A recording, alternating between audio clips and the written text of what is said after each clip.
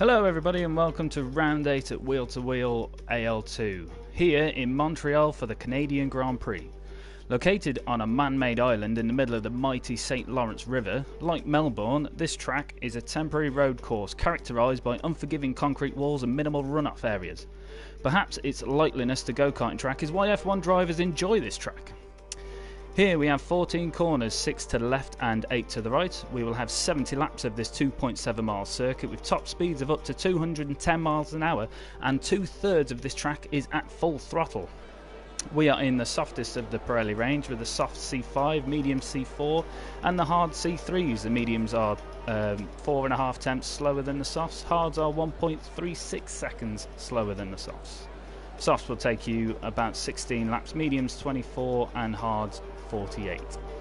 Drivers who are here will be looking to do a 2 or 3 stop, proving to be favourable, and we already look like we've got some wet weather to contend with, so we'll wait for the weather report to come in. But today I am joined by Vern, who will be co-commentating with me. Vern, how are you doing? I'm doing very well, thank you. Thank you for having me this evening. It's very much. Sorry, go on. Absolute pleasure to have you. Recently joined AL1 as one of our drivers, so we'll see how the AL2 drivers do on track today. And so we've already got our first person leaving the exit, which is Woody in the racing point. Tough enough track as it is already, and the fact they've got some got some rain to enjoy as well will make this qualifying even more of a challenge for them. Yeah, Canada is no stranger to weather changes. And Wednesday's race we had some dry start, some intermediate tyres in the middle of the race, back to softs again. So we'll see when the weather report comes in what kind of weather we got for the race. But as you say, Woody Wolfie, first car out for Racing Point. We will go on board with him as he starts his first flying lap.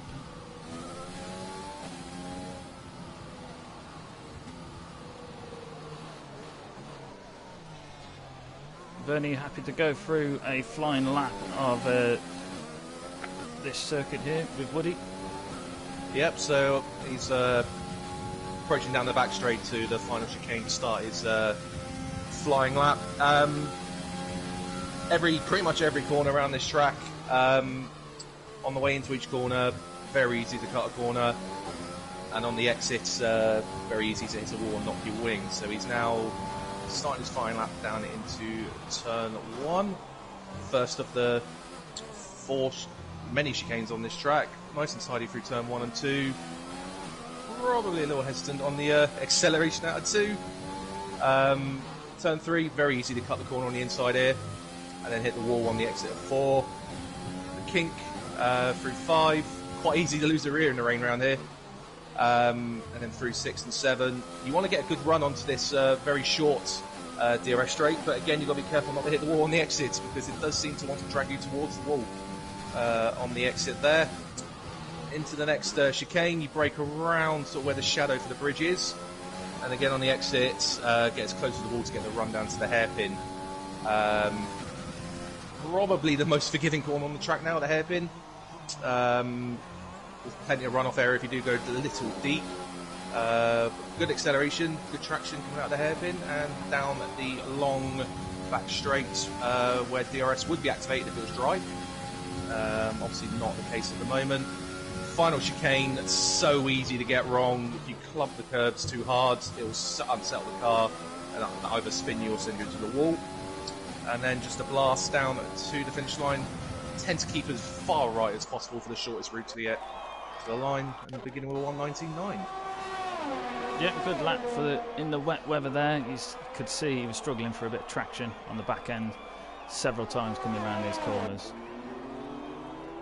And as you quite rightly mentioned, track limits are quite punishing around here, so plenty of penalties we've seen on Wednesday, and I'm sure we'll see plenty more today.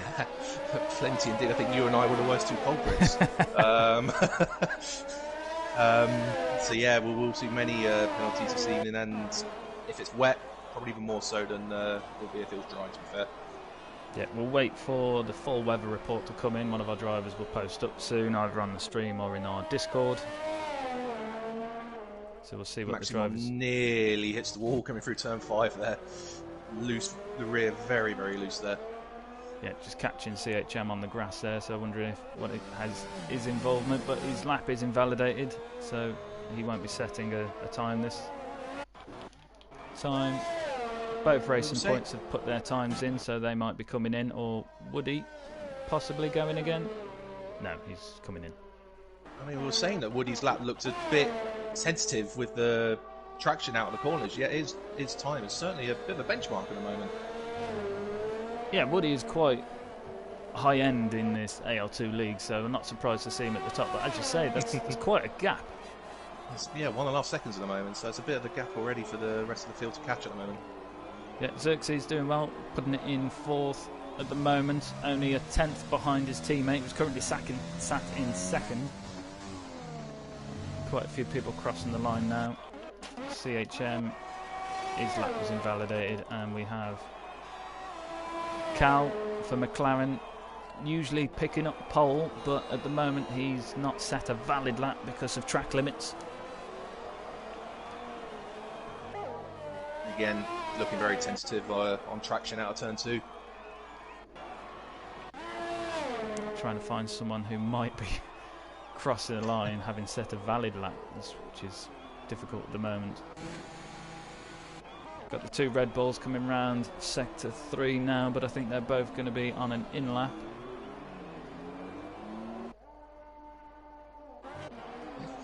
Every single car there is out on track within a sort of 4-corner containment of the track. It's very busy around the back end of the circuit at the moment.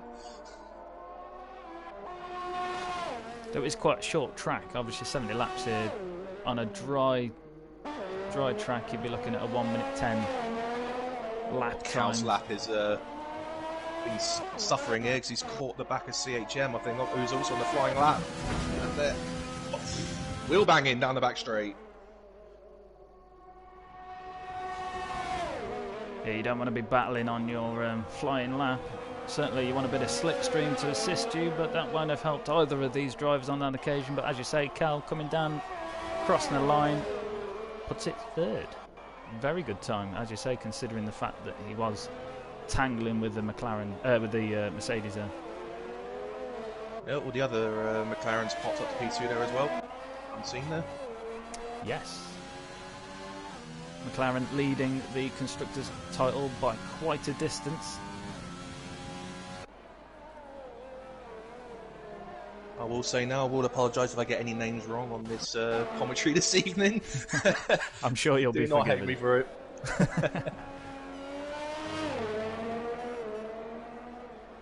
No, these guys love the commentary. A few of them even listening during the race. I couldn't do that. If I was racing, I couldn't listen at the same time. I want to concentrate, personally. Yeah, I'm too easily put off. Way too easily put off. Oh, and Xerxes seems to be going again. But yeah, Xerxes up to P2. Yeah, improved there, but still 3 tenths off Woody, nearly 4 tenths. Oh no, Cal's coming in. So CHM, is he going again? No, he's on the way in. Sega, invalidated lap. Blood and Sand, the only Haas on track. Go on, sorry. Old Dad Roll seems to be on a lap. The only one yet to set a time. 48.8 through the middle sector. Decent-ish traction coming out of the hairpin. I haven't seen the first half of the lap, so I'm not really sure how this is comparing to the rest of the field, but we're waiting to see how the final corners go.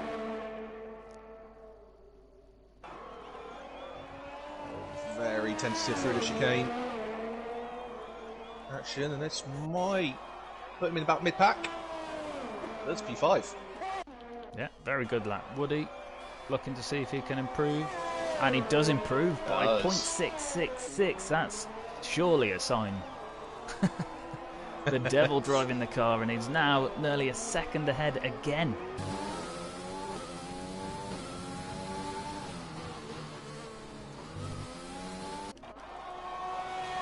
James, cross the line, improves by half a second.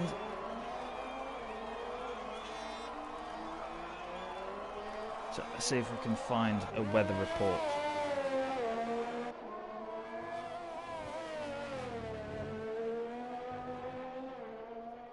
No, no weather report as of yet.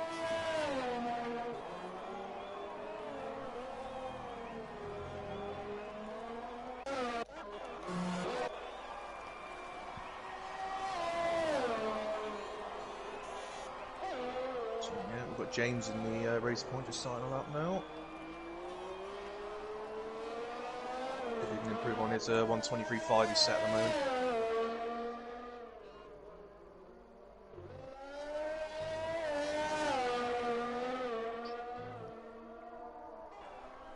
A little bit more of a lively rear end on this lap.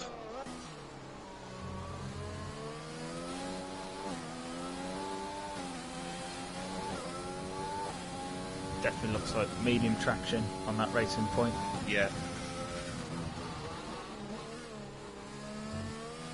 But even medium traction in these conditions is quite tricky.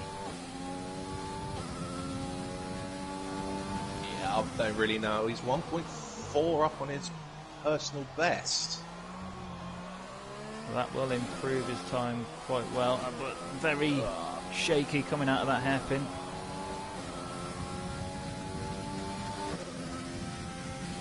And how committed does he go through the final chicane? Well, you can win or lose your lap here, can't you? Again, very quite tentative, but good exit out of the corner. Doesn't keep it all the way right, but improves to P10.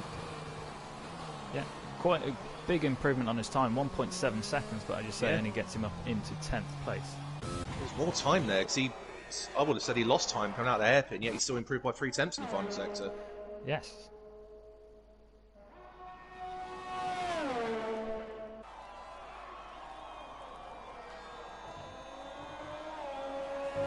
I mean, again, this is where the weather report would show and tell quite a lot, because as we can see, Maxi crossing the line improves by 1.4 seconds, putting him into 3rd place. Very good lap. Maybe the track is evolving. I was just about to say, I think, my only time to see me, I think it's actually stopped raining. I'm not seeing any more rain falling. You so are the right. track does look like it's getting drier. You Could are have been right. for a lively fast last 5 minutes here.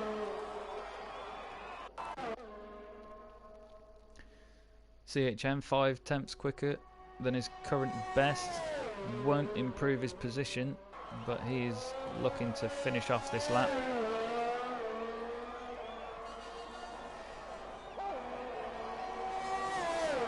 And he does improve, still stays in 13th. Who have we got crossing the line now? Cal. Up into provisional pole with a 118.6. The McLaren driver there trying to keep his pole talent up. He's got 4 poles so far this season, and this being the 8th race, he's looking to improve. Well, we got some. Dad Rules has chosen the soft tyres. Oh, he has. Is this a end of session gamble, or is it just gonna be far too early for the slick tyres? It is very daring, but as you say, the track looks like it's evolving. There may be a definite dry line coming on the track. And Sega improves by 1.5 seconds, improving his position up to 8th place. Actually on a lap, half a second up on his personal best at the moment, just through the first sector alone. I think it is evidence that the track is definitely drying up. Half a second could put him into 3rd place, and that was just on the first sector, so what other time can he recover? But we do still have 4 minutes left of this session, so still plenty of time for drivers to get out of it, and a couple people now looking on the medium tyres. Yeah, they've selected the medium, they've not come out. Probably still debating whether it's worth the gamble.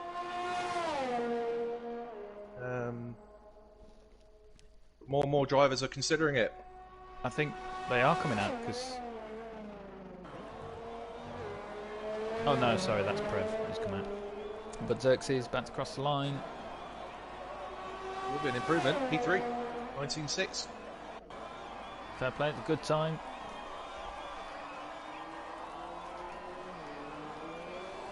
I personally don't think it's ready for slicks. There's still spray being kicked up by these tyres, which would be a telltale sign normally. Well, just had the weather report in. It's going to be sunny for the race, which is quite interesting, because if these guys who are now looking at the slick tyres complete their lap, if they finish in the top 10, they'll have to start on them tyres, will they not? Yes, definitely. Yeah, they will. If it starts dry, if they qualify on the dries in the top 10, then yeah, that set of tyres will have to be used in the first stint of the race. Which for me lasted 1 lap on Wednesday before I had to pit for a wing.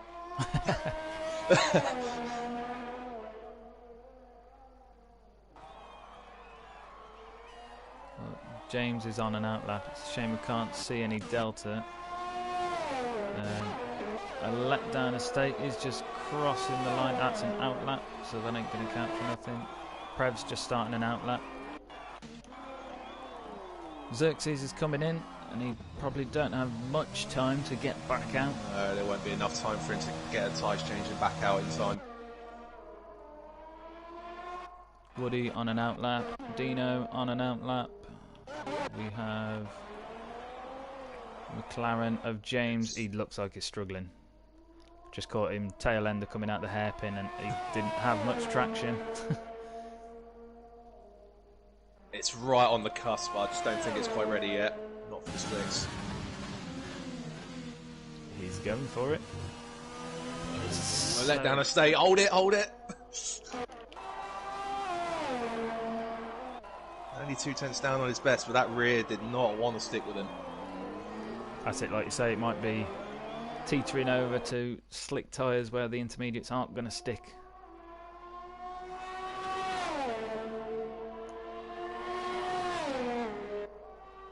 I mean, that was one thing that was debated in our race on Wednesday, wasn't it? When it started to rain for that short period, it seemed to get wet enough for the inters, yet the slicks still seemed to be as competitive. Yeah, it was I would a have very said. horrible choice. DRS wasn't deactivated, was it? No, it didn't get deactivated at all. I think I was one of the few who didn't go on the inters just purely because I wanted to catch the pack.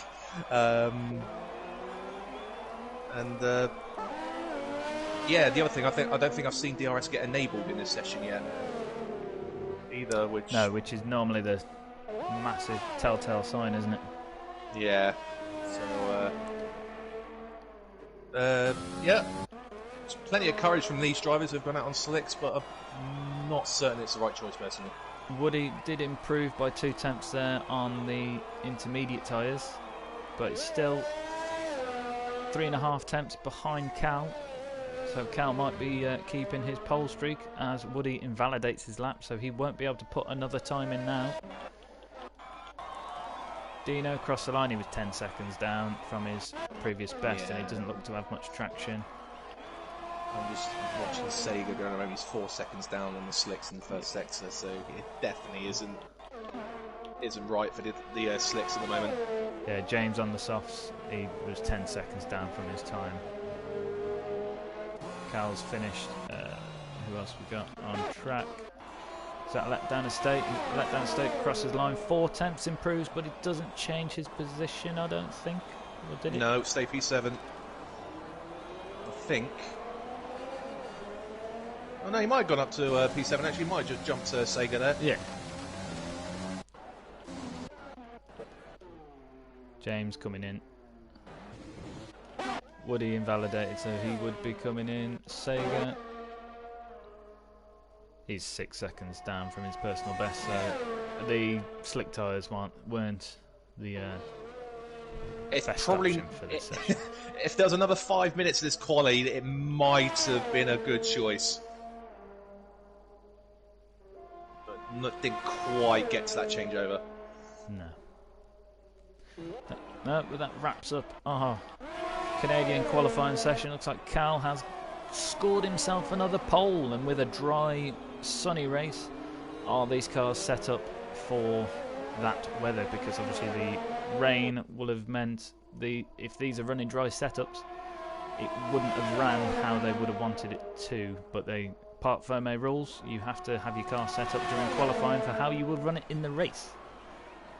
Yes, most definitely, and that would have been one gamble they would have had to look at doing. Do they compromise their quality in a way to hopefully give themselves a better chance in the race? But massive gaps at the front there. First and second, nearly a second ahead of the rest of the pack. So the rest of the pack quite close. Yes. But we have Cal on pole for McLaren with a 1:18.6, which is a good time on the intermediate tyres. As we said, it was getting quite tricky there with traction. But then Woody taking second place, Xerxes in third, James in fourth, Maxi in fifth, Old Dad's in sixth, Letdown Estate in seventh, Sega to Cos in eighth, Dino in ninth, Blood and Sand in 10th, Prev in 11th, James Laws in 12th, and CHM in 13th. Yeah, it's an interesting qualifying session there. A lot of sketchy moments from a number of drivers to keep it out of the wall, but I don't recall seeing a single... Well, I didn't catch a single wing being knocked on the wall. Yeah, challenging conditions, and then they've got good resets straight into the dry conditions from what we've been informed. Yeah. A completely different approach now. Yeah, definitely. I mean, Cal putting it on pole, but Woody straight out of the box. He was set in fast times and didn't seem to invalidate many laps. Where I did see quite a few other drivers with the red maps showing that they had invalidated their laps. So again, you could have a winner here who crosses the line but then is demoted through penalties, either through the time penalty at the end, or the fact that here at Wheel to Wheel, after your fourth exceeding track limit penalty, you are then demoted for every track exceeding penalty you obtain after that. Brought that rule in quite a few seasons ago. We had people finishing second who had like 11 penalties. We didn't think it was quite right to let them keep second place, having cut one corner almost every single lap. So now, from the fifth penalty onwards, you are demoted a finishing place in the standings for each one you get. That must be a nightmare to work out if it's many people are in the breach of that. Yeah, it's something that we recently discussed. We go from the bottom up, but we don't do it as per the F1 rules because we're not even clear on what the F1 rules are. Because there was a race, I can't remember which race it was now. Was it Mexico? Where Hamilton and Magnussen was given grid penalties, and Hamilton didn't seem to drop as many because they did all the drops before they shuffled everybody up. Yes. But then even on the video that explains it, it says, but what if, say, Hamilton got 3 drops and then Max got 3 drops and they both dropped to a similar position, which order do they then reshuffle into? And even the video explaining it couldn't answer that for us. So at Wheel to Wheel, we just go from the bottom. If you drop, you drop until you get to the bottom, where then your drops hold until somebody else comes down near you. But this is normally the section where we go through the standings. AL2, we've got Cal leading the driver's title by quite a distance. He's 81 points in front of Xerxes. Xerxes doing very well to pick himself back up after DNFing in Australia. But Cal, lowest finish this season is third.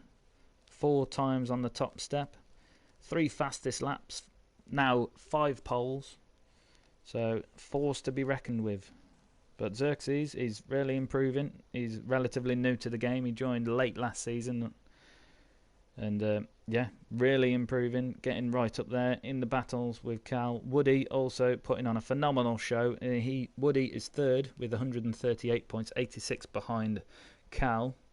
Sat on the top step twice, but he missed the first 2 races. He didn't join until China. So 2 races down, he's up there.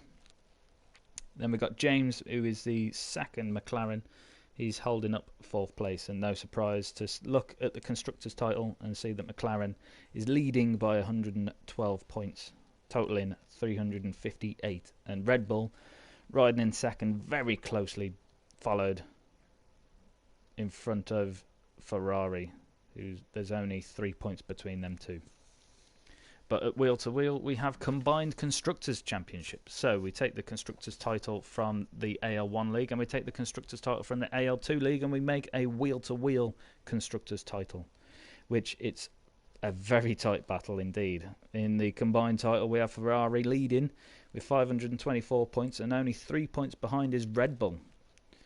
Red Bull not leading any of the league constructors at the moment, but they are very close to the top. But having said that, same for Ferrari. Ferrari and Red Bull are not leading either of the league constructors titles, but in the combined, they are both at the top, 97 points in front of McLaren. So it does bring a very interesting dynamic. It makes you want to look at the other league, see who your corresponding teammates are, and sport them. So Woody and James, no pressure, but Racing Point is in need of some points. We've got Pillars back in AL1, ready to score some decent points, but we've had a really good fill-in the shape of Xerxes. Xerxes has been reserving in AL1 and faring very well and scoring more points than me on some races. So, well done to Xerxes. Tell you what, that doesn't put any more pressure on me, does it? Being in McLaren now for AL1. So yes, I will do my best to get McLaren a bit further up in the combined standings there if I'm able to. McLaren on the combined, where were they? They were third, wasn't it? Yeah, they're third, but they're top of AL2 and bottom of AL1. So it's a massive comparison right there. So yeah, I'll do my best to get us off the bottom of AL1 and then. But well, combined league. The McLaren drivers for AL1, they was the promoted champion from AL2 last season, but that just shows you the difference in pace between the two leagues, because AL1 is a rocket league. It's just phenomenal, the pace that these guys have got, and quite a few of them run low or no assists in AL1. Yeah. And it just shows you that's where you can gain your pace, but you've got to practice, because I've tried some of the low assists and just can't seem to manage with it as well as other people. You do need to be persistent with it. I mean, I'm one of those who drives with no assists whatsoever. I ran with absolutely nothing on Wednesday night, which is why I had a very few sketchy moments in the race where I nearly binned it 2 or 3 times. Yeah. One of which right in front of you, I believe, out the final chicane. But yeah, if you want to be committed to running no assist, you've definitely got to give it the time to get used to it and just develop your abilities to run with no assists. Yeah. We used to do a pro league in AL1, in Wheel to Wheel, sorry. So we had a PL1 and a PL2, and obviously AL stands for Assist League, so you're allowed to run assists if you like. However, you can run no assists if you don't want, which is what a few of the drivers like Vern does. So, but with enough interest, we can probably get the PL leagues back up and running.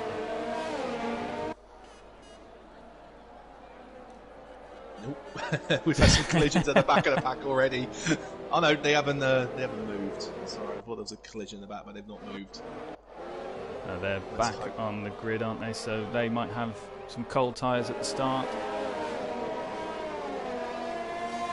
But if you're watching the stream and you want to join Wheel to Wheel, find us on Facebook, find us on our forum site, find us on Discord.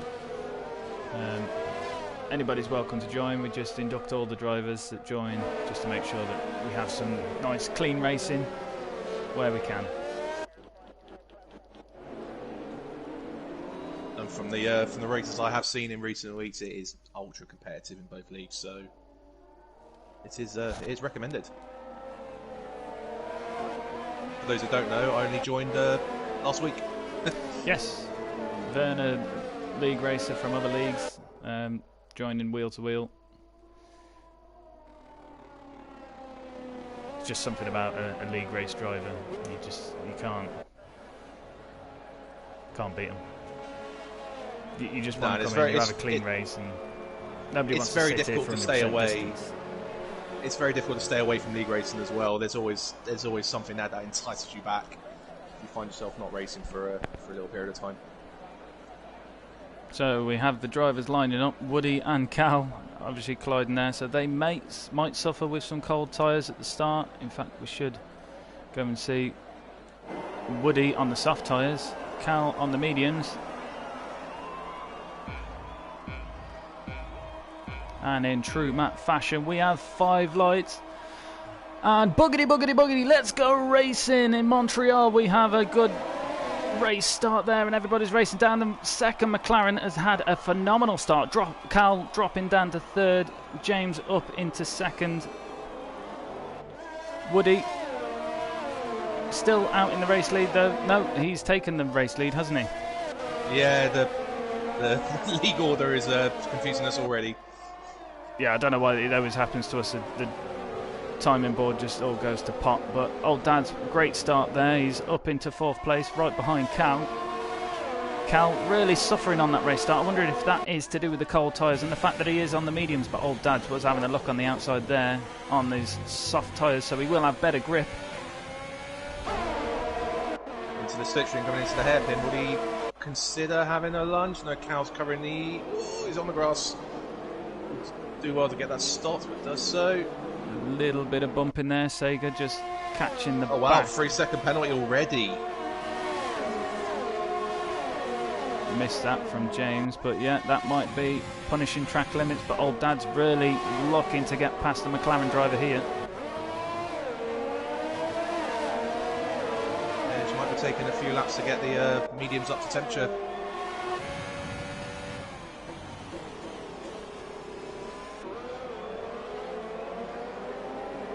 So Maxi looking like he's just scored a position off Old Dad's. Or was it Old Dad's overtaking Maxi? I didn't catch that one.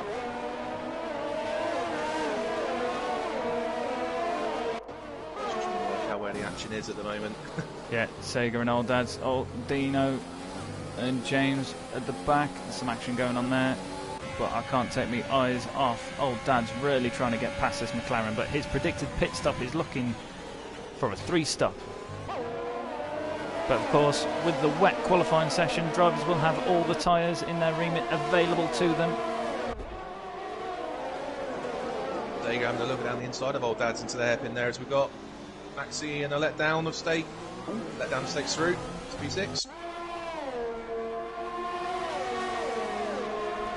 Nice move down the inside into the hairpin.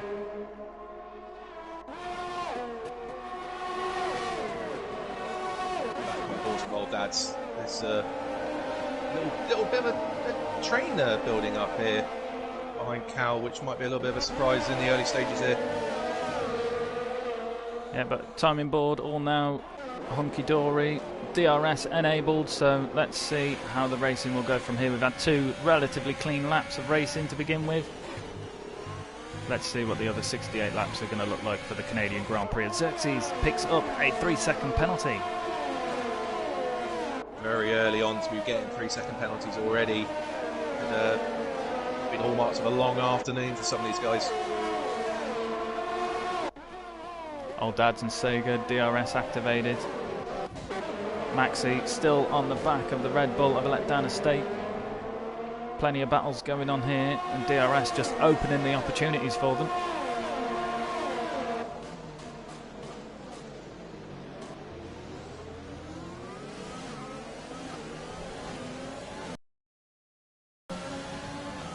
So coming down the back straight now, I'm on board with Maxi. I can see Old Dad. In fact, let's just flick to there because he has gained a position from Cal. Lovely move down the held the DRS down into the final chicane.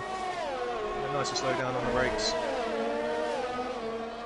I think there was a couple of position changes just further back as well, but didn't manage to catch those. But DRS really critical here. As we said, 2/3 of this lap is full throttle, so DRS will only help you in those occasions. Unless you're the one that's been overtaken, then it really won't help you. Not at all. But from what I'm seeing here, the medium tyre doesn't appear to be working all that well for the drivers out there who have started on that tyre. They're really struggling to keep up with the pace of the soft tyre drivers at the moment. As we can see, Woody's nearly got a 4.5 second lead already. Yes. James benefiting from the race start. Cal on the mediums, possibly with cold tyres as well. But yeah, Cal, having taken pole, currently sat in 4th.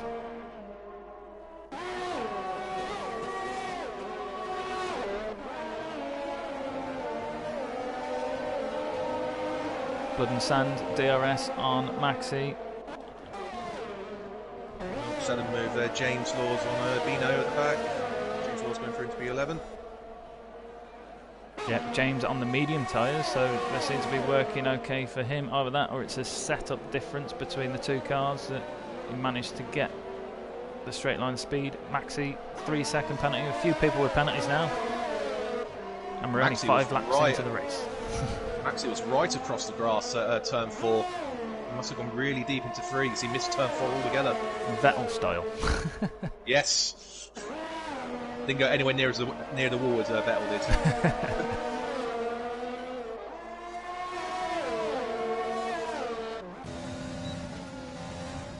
Dino looking to reclaim that position from James.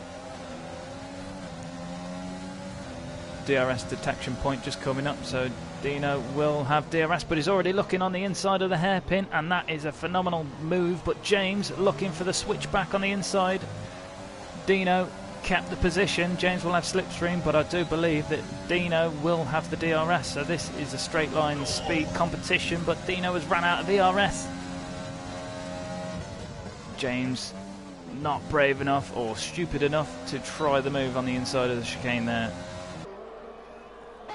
No, you have to be pretty much already past going into that final chicane and make that move stick. You either have to be really confident or really cocky. Yeah, most definitely. But if you're the car behind going into that chicane, yeah, best advice is to back out of it and try again. Yeah. Oh, Maxi just catching the outside wall there and opening his DRS, but he's got Blood and Sand on his inside. And Blood and Sand has gained that position. Blood and Sand on the medium tyres. So these are starting to come alive now, 6 laps into this race. It's a good move into that chicane. It's not the most popular overtaking point on the track there. It's a really good move there from Blood and Sand. I think Maxi hitting the wall probably didn't help his cause, and I don't know if he's got much damage because he's got Xerxes now already passing him. Oh, and Maxi! Oh, there goes Morwing. Definitely hit the back of Xerxes there into the final chicane. Yeah, and that's the danger. That's the danger of the pit lane entrance there. That is a very dangerous pit lane entry, isn't it? Because you got the guys braking for the corner before you'd be braking for the pit lane. And I think that's exactly what happened there. Maxi wanting to go into the pits, didn't even consider the fact that Xerxes will be braking for the corner. While that was happening, CHM has passed James Laws, P11 at the back as well. So, yeah, James unfortunately losing a couple of positions over the last couple of laps. Yeah, but he's fighting them well. He's up against it. Most definitely not giving up.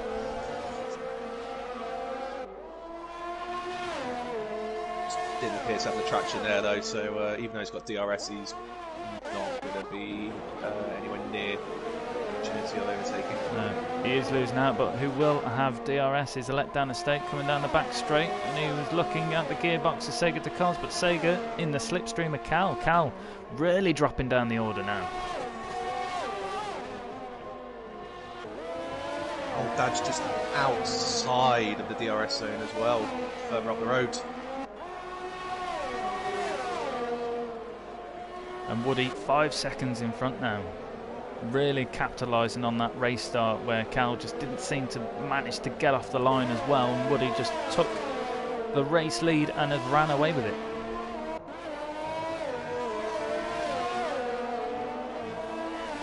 Yeah, on board with a letdown here of States coming into this beginning of the second sector.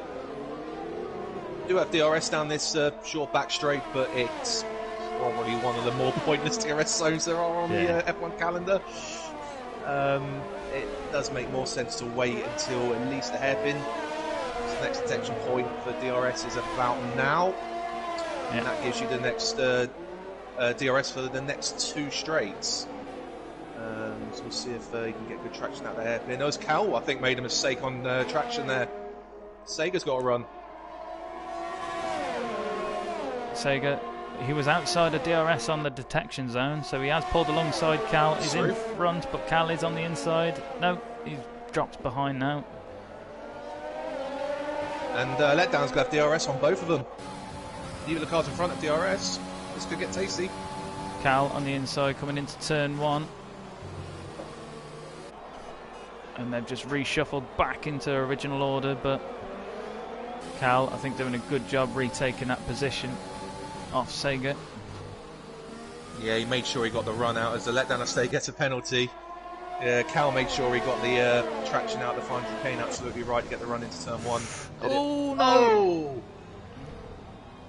Oh, and Blood and Sands has knocked his wing as well, I'm afraid. And Xerxes, I think, caught some of that.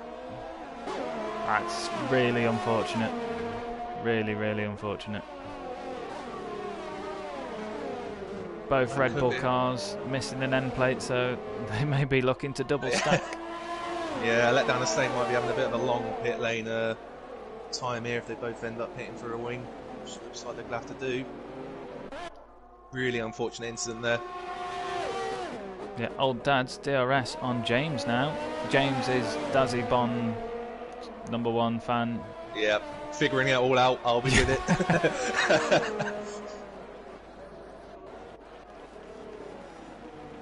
The weight and Nissan of that, so yeah.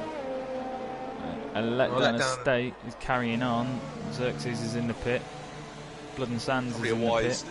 Probably a wise decision from a Letdown Estate. Do another lap and then pit. So yeah. There's as much time in the pit lane itself. Real James unfortunate. Law's in the pits as well. James Law on the medium. Did he get caught up in that incident? Yeah, he's got a wing change. That's not what they wanted on that medium set of tyres. You didn't want to change them after 9 laps, but never mind, we carry on. Old Dad's still on the back of James. Woody, 7 seconds now in front of Maxi. I'm sure that's his 3rd penalty I've just seen come up. I was going to say it's 2nd, but it might have been that might be his 3rd. You might be right. Yeah, Maxi already on 9 seconds worth of penalties. Really not forgiving this track for the track limits. But Old Dad's romping down to the back of that McLaren, coming down into the final chicane. Both cars take the corner very well, but Old Dad's will have DRS and is coming now alongside James, crossing the line, taking the position. He's on the inside for turn 1. Can he keep hold of the position? James is fighting it all the way. James keeps the position. Very good. Old Dad's a very good run down the turn 3 though. Oh, James holds on very well there around the outside. He does. Big cojones to hold it around the outside there, but Old Dad's surely picking up a warning for crossing the line there. All 4 wheels across the curve at turn 3 there. But to be fair, I think anybody would have done that just to make sure that you left the other car room.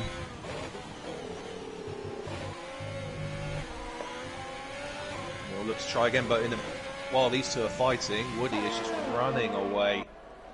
8.5 seconds clear now. Yeah, Cal, I mean, strategy might come into play. Cal starting on the medium tyres, but there's only 4.5 tenths deficit between the 2 tyres, and there's definitely more than 4.5 seconds, 4.5 tenths difference between their lap times currently. Well, Dad's not getting as good a run this time round, so he's not in a position to look at turn 1 again. Have to be a little bit patient. Work this one out. But 11 laps on them tyres. Maybe looking at another 5 to 8 laps on these tyres before they'll be looking to swap. Oh, and Old Dad's crossing the line there again. That's got to be 2 warnings. Yeah, that should be 2 warnings in 2 laps there. He's pushing really hard. He's got a lot more ERS at the moment than James ahead of him. Xerxes sets the fastest lap in his pursuit to catch up to the pack.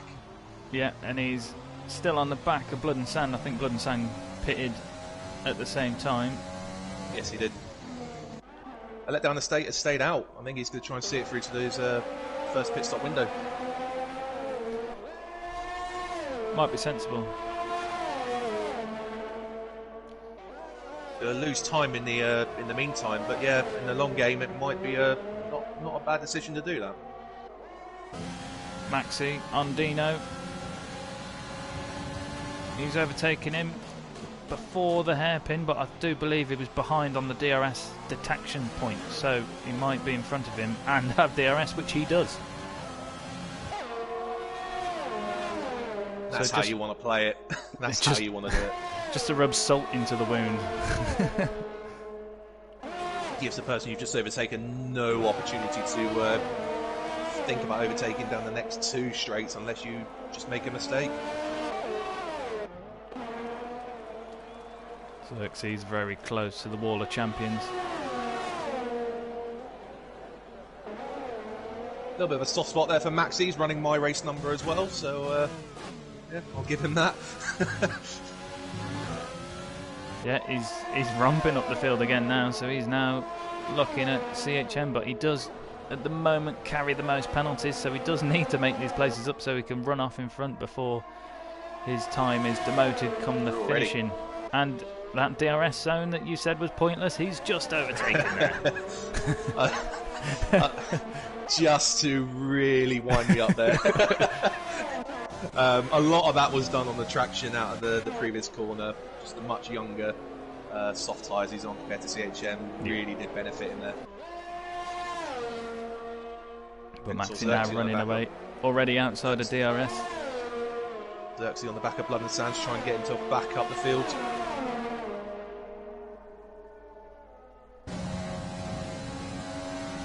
No ERS to help him though, he's completely empty, but he's lunged it down the final chicane, cuts the corner. Oh, he did. Now that was talked about in the group chat earlier on today, wasn't it? About how drivers should play it if they cut the corner while in the middle of an overtake. It was more the fact of if they cut the corner, which gives them the chase advantage and then overtake after, but yeah. Clearly I think Xerxes might have just been ahead, but he cut the corner to stay ahead, so I don't know. That would have to be reviewed by the FIA, yeah. I think. Something that I wouldn't want to comment or make judgment on the race, but I think we now have another overtake on this DRS straight down the back. I'm just going to walk away. I'll let your normal commentator take over next week. But some brilliant action here. Now Blood and Sand having a look on Dino and already making the position up. Who was in front at the DRS detection point? Let's find out. I think it'll be Blood and Sand who gets the DRS. Yeah, he does. But he's got no overtake, whereas Dino's nearly got a full remit of overtake.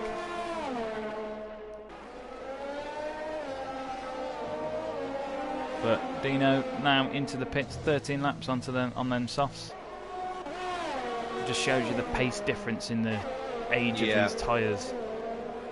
Probably a little early, but I think just with comparison to the drivers around him, it was just exacerbating the fact that he was just falling down the field on the older tyres. Yeah.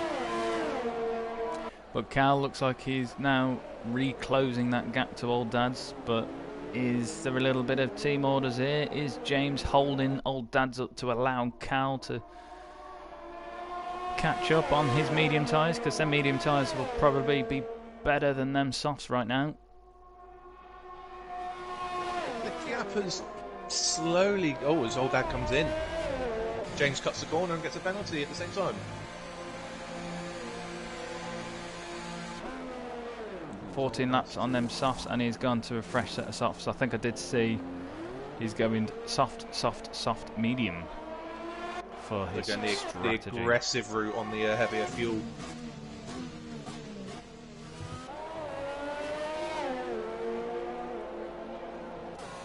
Maxi.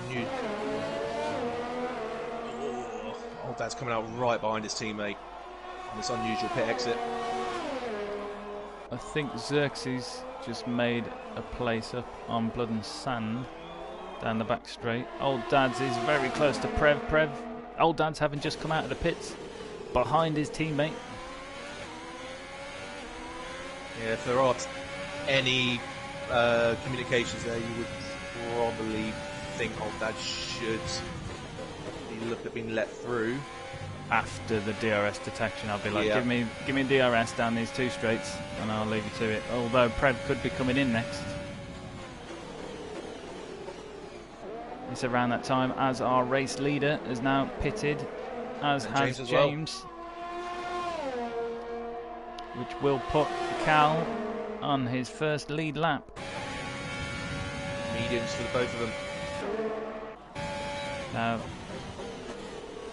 yeah, Prev is staying out. I was quite worried there that Prev was going to be pitting and plough straight to the back of his teammate in front of him.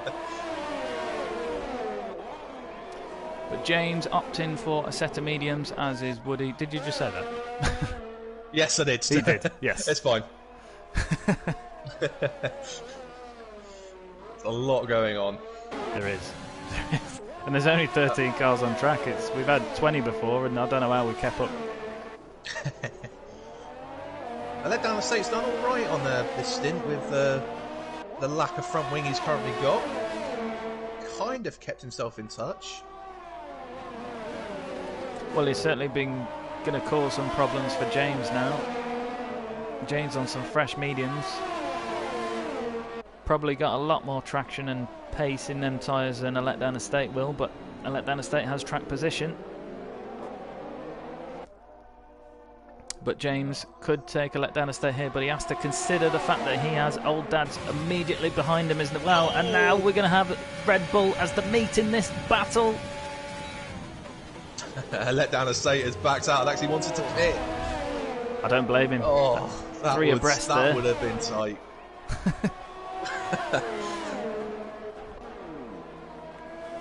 But yeah, James manages to hold on there against Old Dads, which is crucial for him.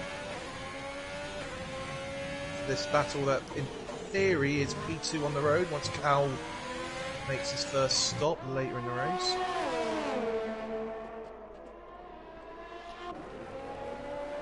It'd be interesting to see how the strategies will pan out together, because obviously Cal, now in the race lead, started on the medium tyres, but he did seem to lack pace compared to the front 2.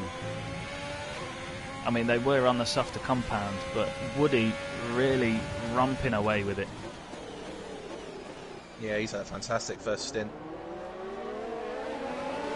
Old Dads, who's on the softer compound compared to James at the moment. Not surprising to see him rides on his gearbox. Looking to make a move down into the final chicane. Last past him with a DRS. Oh, near the wall though. Should be able to keep in front of him with DRS and burning all his overtake.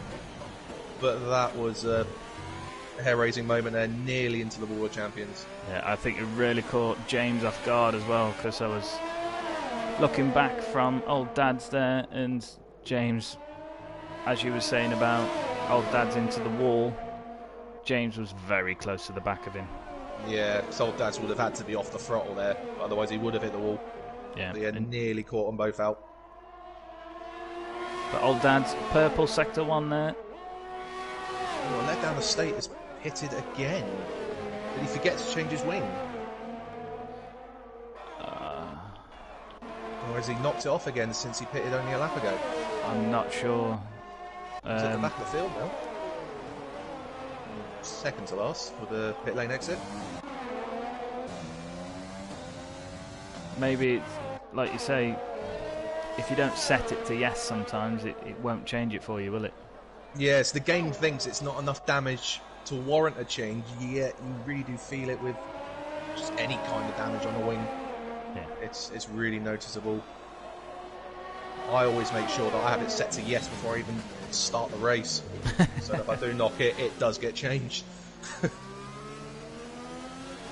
James, real great exit there out of turn 2. But Old Dad's knowing where to put the car. Unfortunately not there though, because that's just won him a penalty. shows how hard they're pushing, and that might, yeah, just trying to keep him James in front, behind him. Sorry, forced him to make a few little errors, and it's cost him a time penalty. Yeah, he was pushing hard there, wasn't he? Rode the curb too much, lost a bit of traction. But got a comment on the stream, Joan Garvey, go on Sean Boy. I don't know who Sean Boy is, but go on.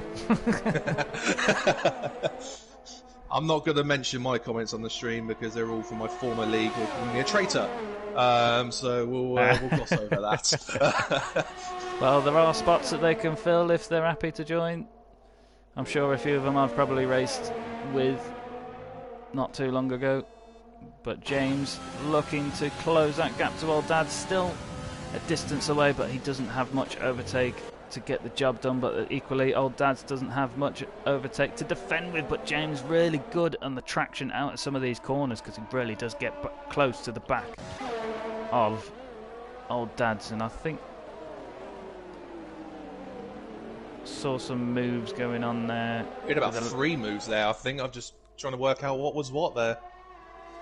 We've got Maxi in the pits, so that might be one of the factors there. So I think Blood and Sands and Sega have jumped in front of me, maybe Xerxes as well. A letdown estate, just making his way past James before the final chicane. Oh, we've got Woody on the back of Cow at the top, at the front here. For the race lead. And those fresh tyres just blasting past. That's a statement. He's a pit stop ahead of Cow. He is. But that just shows you the pace he's had on them soft tyres, which capitalised his first stint. 2 tenths quicker on his personal best than a purple sector 3. Oh, Probably well, helped. Dad's hit the wall out the final corner. James has got a massive run on him into turn 1. Don't think I saw any wing come off, but there's a definite clout with the wall. He does still have both end plates. He is struggling in front of James. James on the harder compound, but Old Dad's, since getting past him, seems to have lost a lot of his pace over that, or the slipstream James is getting is so powerful. And just finding out that Sean Boy is Blood and Sand. Blood and Sand doing a great race today. He's had a few good races recently, to be fair. I was going to say, he had a fantastic race last week, didn't he? Getting a He podium. did. He did. Blood and Sands is someone I know from years back. He was part of the previous league I was in back on 2015 through 17, I believe. So someone I've known for a few years now. Yeah, I think Blood and Sand was about when I first started Wheel to Wheel, but he left for a while and he's very recently come back, but he's come back with a bang. As you say, podium last week. He's really showing the boys what he's got. Yeah, it's definitely showing his own. James not. Oh, yellow flags. That's Maxi. Maxi letting. Yeah, he's missing half a wing there, so he's caught something. 1 lap on them medium tyres is probably not what he was looking for. It's not the left side of the wing, so I think he's. I think he's hit the wall out of turn 7 to knock that side of the wing off the car. Yeah, that's those mediums he could reuse later on if he wants to try and recover his strategy, but which is what I did. I started on the mediums, pitted 1 lap in, and reused the tyres at the end of the race. The only thing I wish they'd say on this game is when you're looking at putting a used set of tyres on, I wish they'd say how used. Yes, that would be nice. Yeah. Yes, so you know you're not putting on the 20 lap old set that you use earlier in the race. Yes.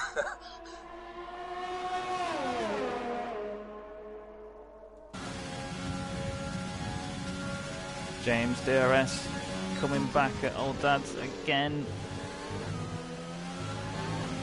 James does really get a good exit out of this last chicane, but even DRS, he doesn't seem to have the straight line speed enough. But he's around the outside though. Around the outside, turn 1. Yep, gives him the inside for 2. But Old Dad's coming back into 3. This is going to get tight again. Oh, James holding on again round the outside of 3, getting the inside for 4. And, up to P3. Some great Fantastic racing there. Yeah. Even better than the Formula 1 drivers of Hamilton and Vettel round that corner. Yeah, I don't think you'd be hearing any moaning there, that's for sure, from these two. So I did see some position changes between Dino and James Laws.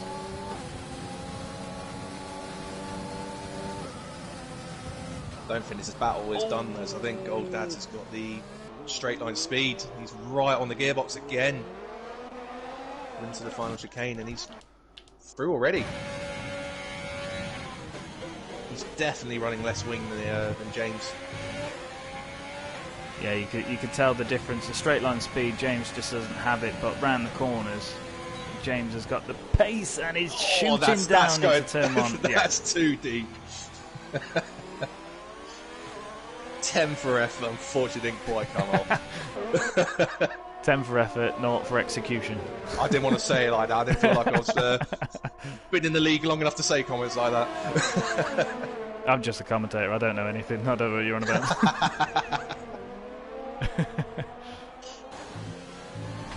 That battle's going to go on for the rest of the race.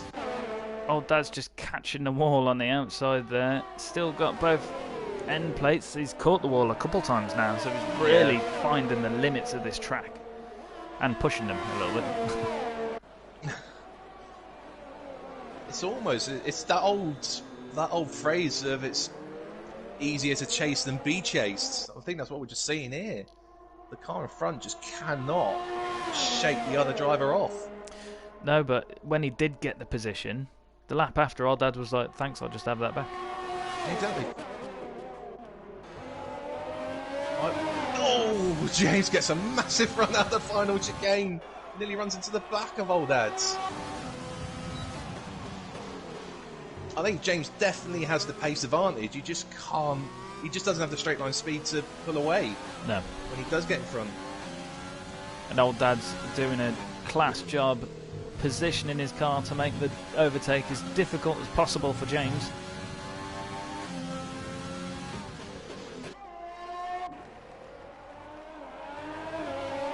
James really is trying hard to keep within keep the gap as small as possible. The rear stepping out of him there around turn 6.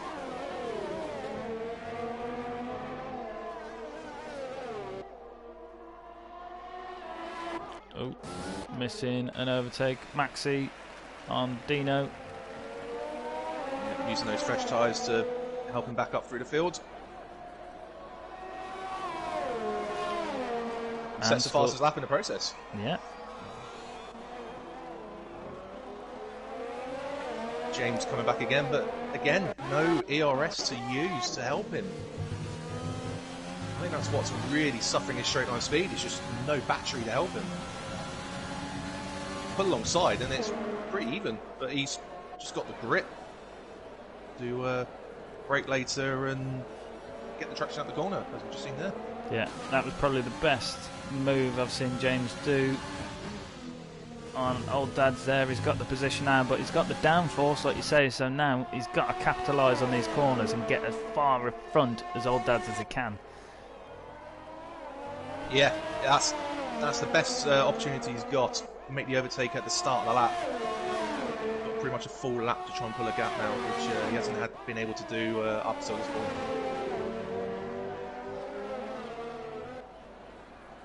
Let down a state, picking up a penalty. Only got 4 drivers without a penalty, which just shows you how strict the track limits are. And I think James might have actually got outside the DRS window of Old Dad's there. No, he was just inside.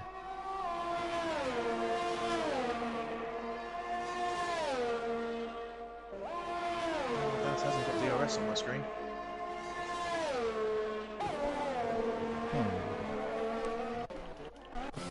Let's flick to a letdown estate on CHM. Letdown estate trying to recover through the field after the collision that affected, I think it was 4 cars in the end, I think. It was, yeah. Really unfortunate as well, because, you know, there was some good battling going on, and then the 2 cars that collected Sega afterwards was very innocent bystanders in the whole thing. got blood on the sands in the pits at the moment. Having done 17 laps on that set of softs.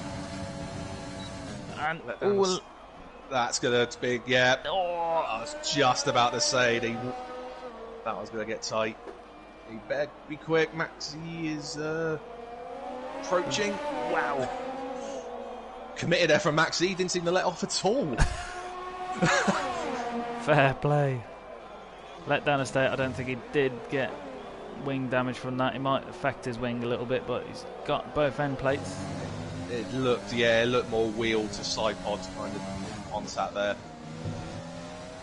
It didn't seem like he got far enough lopsided, and he didn't look. He didn't feel. I don't think he looked like he was too confident on the brakes without braking. He was a bit tentative, just to make sure he left him room. Yeah. I mean, you just can't go side by side through that chicane. Well, sometimes you need to look at who you're racing as well, because obviously when you've spent a little bit of time in the league, you get to know the drivers, and CHM is you need to be confident when you're overtaking him, because he follows the racing line quite strictly sometimes, and if you're on the inside, if you're not far enough up on his inside, he'll take that corner as he normally does. Yeah, and to be honest, he was entitled to do what he did. He was still ahead, and if he didn't turn in any later than he did, he would have been going across the second part of the chicane. Yeah.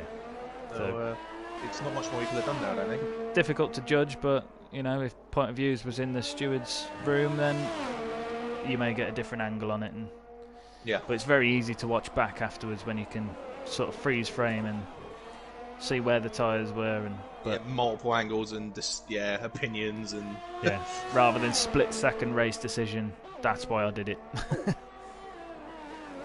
What's going on here? James Law's been lapped, I think that is. Or was unlapping himself actually on the Ferrari. Confused me for a bit there. James Law's was actually inside of the Ferrari. Confused me for a moment. Yeah, unfortunately with ghosting on, the blue flags don't really work on the game, so we try and monitor it ourselves, because we really discourage lapped cars ghosting into other cars, because it's really off-putting when you're trying to find your braking point. Yeah, it's massively off-putting. In my previous league, I think we left ghosting off just because it just seemed easier. Yeah. For the most part of the members of that league. We had ghosting off last season, but they voted to put it back on this season, because sometimes it's difficult to get the AI level right, and then when you have somebody disconnect and then their AI cars driving around, it's difficult to try and get. Yeah, that's the balance you've got to find, isn't it? With ghosting on or off, there is that risk that you do get AIs causing havoc. Maxi is after CHM down the straight that I said no one could overtake on. Said about 3 overtakes now. I think he's responsible for 2 of them.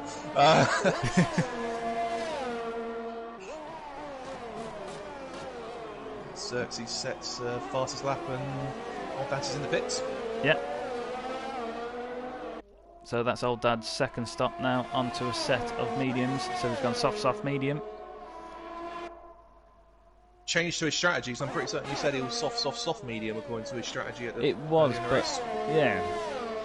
I think changed that. If I was going soft, medium, I would go soft, medium, soft. So you've got to shout at fastest lap at the end.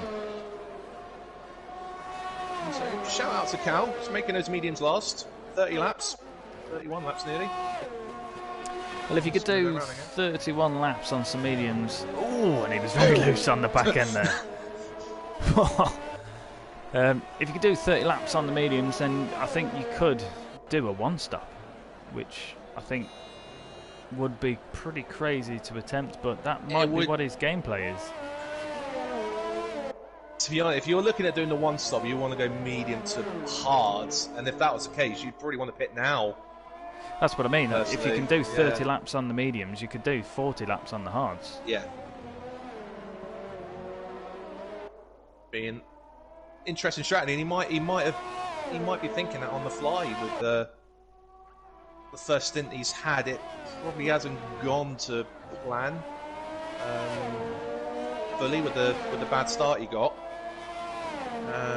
He maybe changed his mind in these opening 30 laps to try and get Woody on strategy if he can do that at all. Yeah, because as you say, Woody is he's a pit stop ahead really, and he's nearly 2 pit stops clear because he's nearly got a pit stop in time. Yeah, he's only about 16, 17 seconds for a pit stop, if that. Yeah. So yeah, Woody's in a really good position right now. But anything can happen. You know, it's not uncommon to see a safety car with all these walls around. So still, all to play for.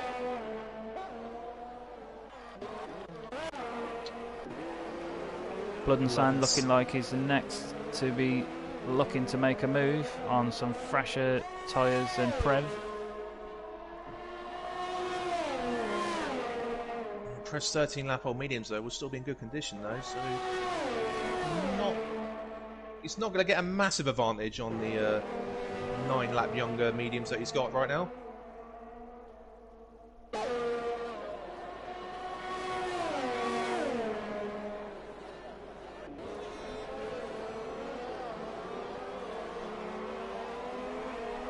Oh, and Dino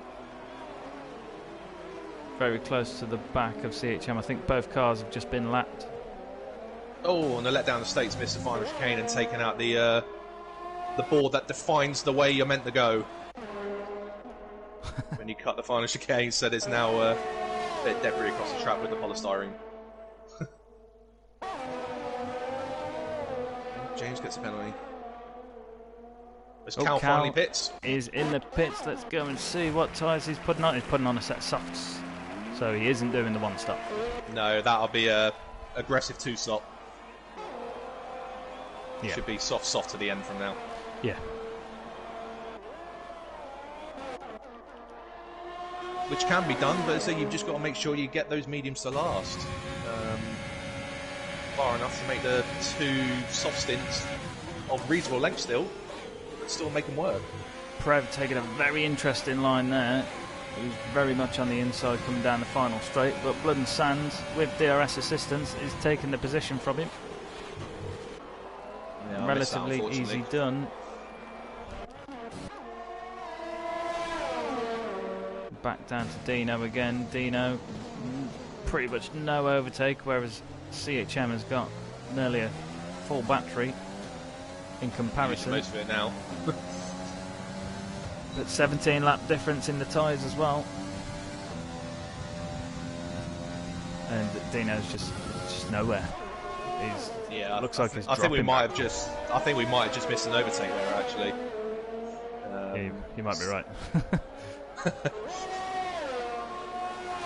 It would just be interesting to see what Cal can do on those softs now to the guys in front. If there's anything he can do about Woody, or whether he's looking at P2 for the day. Yeah, purple sector 3, no surprise there. And now the tyre difference is the opposite way now. So whereas earlier it was Woody and James on the softs and Cal on the mediums, it's now Cal on the softs and Woody and James on the mediums. But Woody 32 seconds in front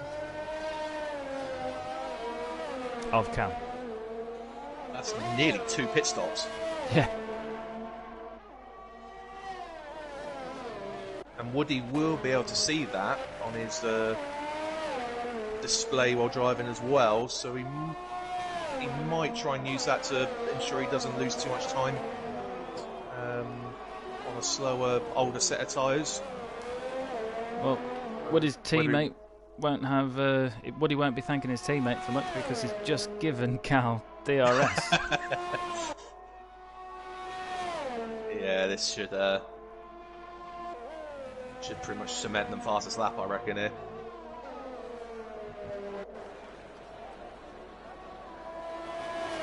Yeah, 11.8. Ooh, an old dad's with the penalty. Just looking through us 8/10 quicker than anyone else right now, that fastest lap. No way. Yeah, the next fastest is Xerxes on the 12.6.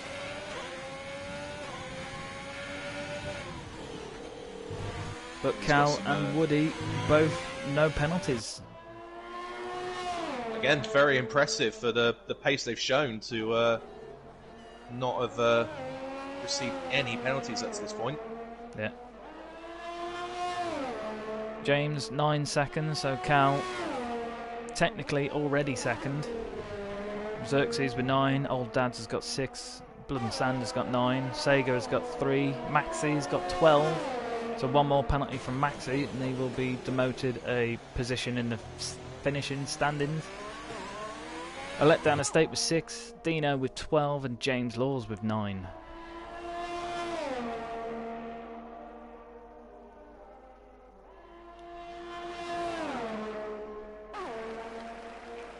That gap is coming down very, very fast. Count to the guys in front. Yeah, he's knocked a couple seconds off already.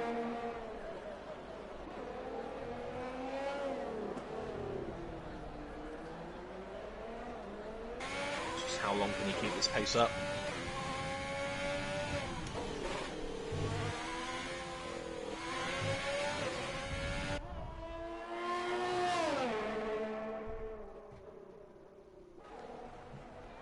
Bit of a I'm not going to call it a lulls, it's a really good race, but there's not really any battles out there at the moment.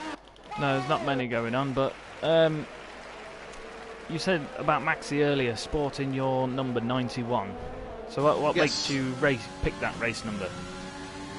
There was no real thought process at all. It's just the year I was born was 1991, so that was just the way I chose my number there. That's exactly the same reason as why I choose 86, to be fair. Yeah, the other number I may have considered in the past was always in use by another driver, so I kind of just let that one go. I've just stuck with 91 for ever since you've been able to choose a number on your own cars on the F1 games. Letdown estate pitting, critically getting out in front of CHM. Obviously CHM he tried to overtake earlier and was involved in an incident. So Critical is now back out and in front. James Laws very close to the back of Dino also. Passing him again. Down the straight that I said no one would. So, yeah. Gone deep though, so he's got to let him back through. Yeah, very reasonably. He does hand the position back. But both cars... The game might have still given him a warning though, because he didn't go the other side of the bollards. The game can be quite precise with that as well. Yeah. There might have been another warning there.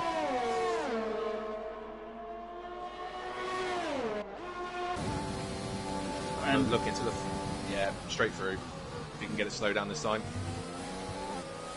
Oh, and he does get a penalty for crossing the... Oh no, that was Dino. Dino got a penalty. I think he looked to try and straighten up the chicane to get the exit and just cut too much of the first part of the chicane.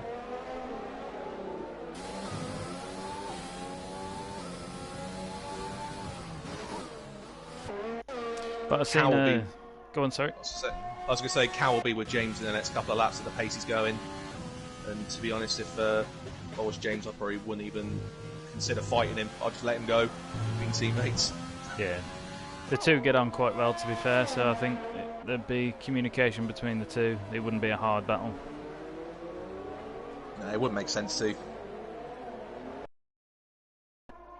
You know, they're both scoring phenomenal points for McLaren, so they'll both be interested in finishing the race as high up as they can as a team.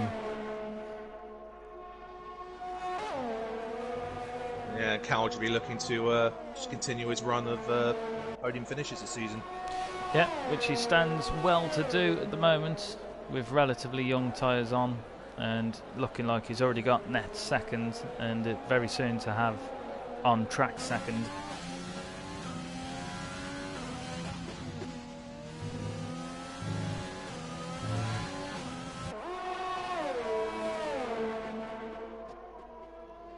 I think they'll use the tactic that you were mentioning earlier. Give Cal DRS for the final two straights and then just let him through before the chicane. Yeah. Yeah, because I think this DRS is typically good for just making sure that you're well within that detection point for this one.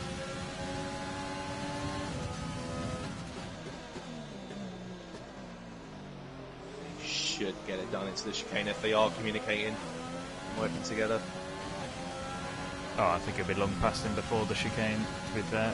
Yeah, there you go, letting him through already. So, yeah, there you go. Good teamwork there. Oh! Nearly ran into the back of him, as we say. Woody's pitted as well. So again, the leader's pitting at the same time. Yeah, critically, again, Woody in and out. Interestingly, this time, Woody on softs, James staying on the medium. I think Woody has chosen the soft to try and keep that gap, if not pull away again. He's responding to Cal, isn't he? Yeah. Cal doing a great job, to be fair. 7-lap-old softs, and he's now only 8 seconds behind Woody, whereas earlier we was talking about the fact that Woody had 2 pit stops in the bag. Yeah, I think obviously that gap would have reduced. I think we're looking at Cal on a 2-stop, Woody on a 3, which would have brought that gap down overall. But I think, yeah, Woody has just responded on the soft to crop off Cal and then both be on softs again at the end, assuming Woody has still got another set of softs available to him. Yeah. Well, with a wet quali, I think a lot of these guys will have... Yeah, they should do. Yeah. And then on the tyre strategy they chose before qualifying. Oh, Dad's went very deep into the hairpin there, which has given James a good run. Obviously, we know these two was battling it out earlier, but James on fresher tyres now. DRS, and James has actually got quite a bit of overtake this time. Yeah, a bit of an easier overtake that time as old Dad's gets a penalty for cutting the second part of that chicane. Yeah, and critically, James has got the DRS to try and counteract the... I think Sager's had a moment at the hairpin there. I was just looking to try and figure out what was going on there. I think it was Sager in the Williams that... I think he had a half spin coming out of the hairpin. Right.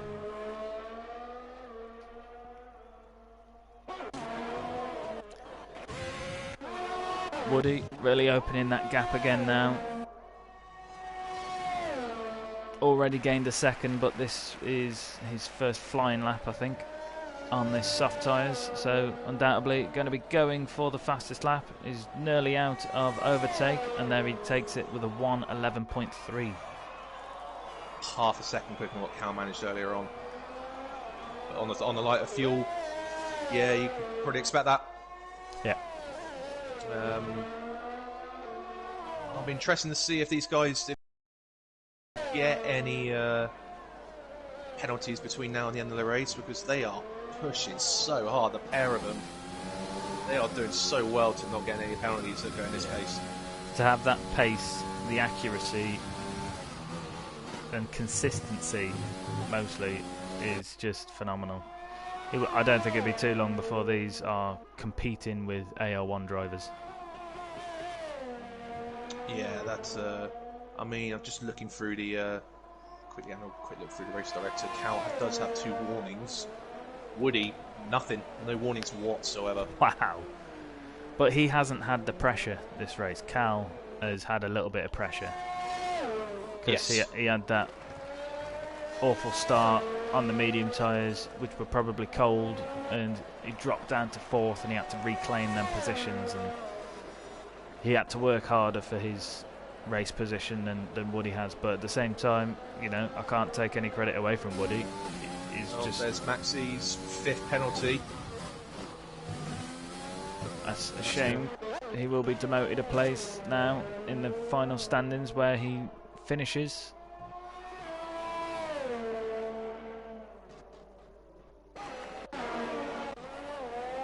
Yeah, that was a rule that I must have glazed over before I raced on Wednesday.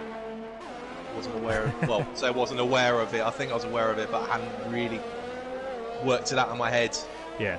Well, like you say, for your first race, you're not thinking of that. And I was just glad to make it to the end without crashing. Yeah. put it in the wall. That was pretty much the main aim of the game on Wednesday for me. I think that's what scares a lot of people off from wheel to wheel, because 100% distance is quite a chore. Yes, certain tracks it is really, really hard work. In particular, I mean, obviously, Monaco being one of those is awful to do 100%. But it's mad the amount of races I've finished, and I'm just like, couldn't I have had 5 more laps? Yeah. It reminds me of a race years ago. I think I F1 2017, 100% race around Silverstone on another league that I drove in just for 3 races. I was just standing, led all the way, puncher on the final lap, finished P3. Wow. All that hard work. Yeah. Well, I got my puncher through the just coming out of Maggots and Beckett's, and fortunately the gaps weren't too large, so I got overtaken by 2 cars before the end. I think I even tried a sneaky lunge with a puncher just to recover a position back. Didn't quite work out. So when events like that happen where you work so hard, and then an instant or something not even of your own fault affects the result you get, it's demoralising.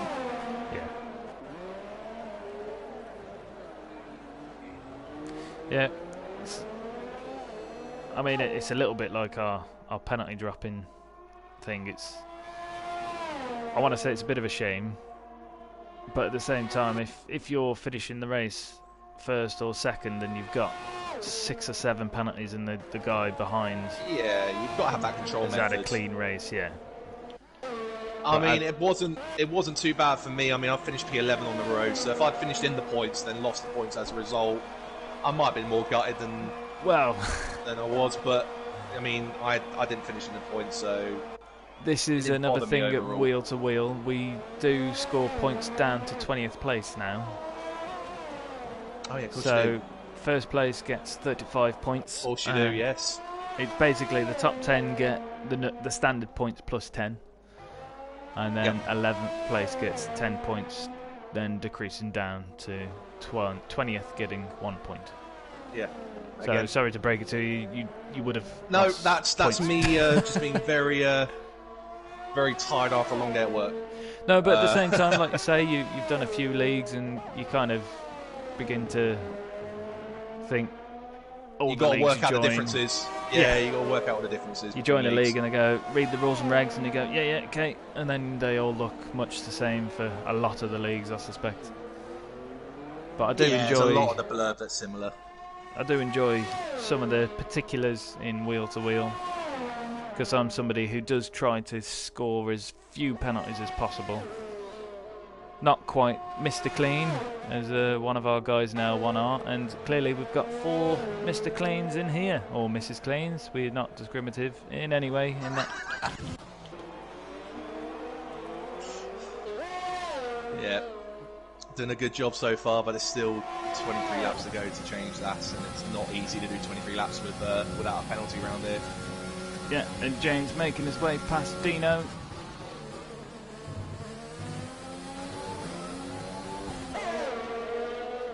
Yeah, as you say, yourself and I on Wednesday didn't do well on the penalty side, and I think that's 2 penalties in 3 laps, I think, for James there. He's starting to rack them up. I think he's pushing hard. He's now got on his 5th penalty, so he is going to be demoted a place.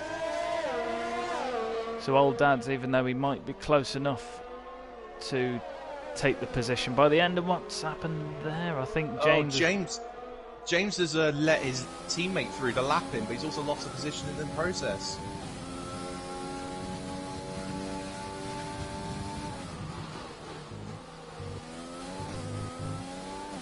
I'm not quite sure what was going on there. I almost think I can see some wing damage on James as well. Yes, he's missing his right end plate. Oh yeah, he is. Yeah, we've missed him hitting the wall. That must have been out of turn 3 and 4, and I've just not seen it.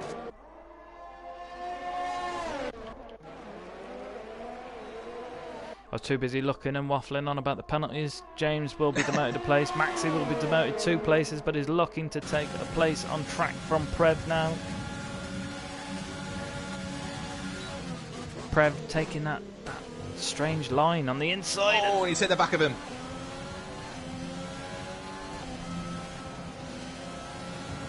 And he's not looking to overtake into turn 1 there. No. He's letting him keep the position after a little contact there. No, he didn't lose any wing in that. Quite fortunate. I'm pretty certain I lost. And another penalty. No, that's not what he wants.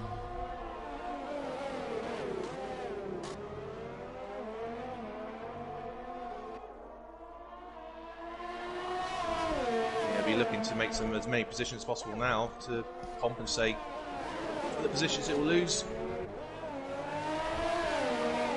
Oh, pits with 17 laps on the medium. Oh, he's had a new wing. Ah.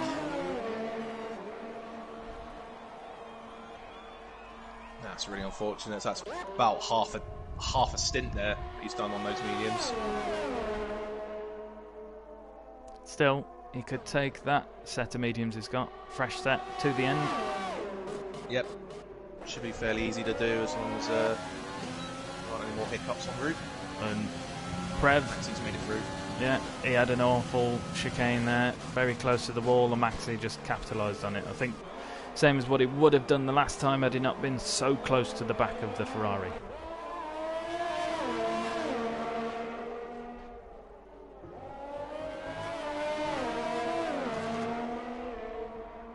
"20 laps left here. Few people on their final stint now. Cal and Woody still needing to pit again before the end of this race. Woody's done well to build that gap back up to nearly a pit stop again. Yeah. So it basically means, I know he's on fresher tyres than Cal anyway, but it basically means he doesn't have to pit straight away. He can give it a few laps before reacting. Yeah, this is Woody's race to lose, but Cal is going to have to look to try and extend this soft tyre run, because I think 16 laps is about what most people were taking their soft tyres. He's going to have to extend that a few more laps. Yeah, if he takes that at 18, that'll mean he'll have 18 lap stint at the end as well, if he evens it out.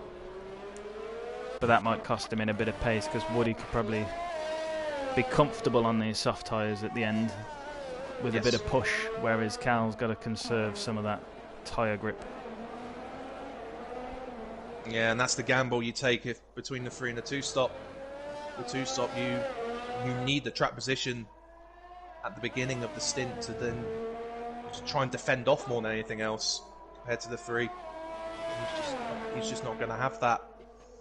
Not with the gap he is behind Woody at the moment. No, but Cal does have more than a pit stop to his teammate behind. I mean, his teammate will be losing a position. Or was it 2? Let's have a look. He's losing 1 position at the moment. Yeah, he got those 2 penalties very quick succession not too long ago.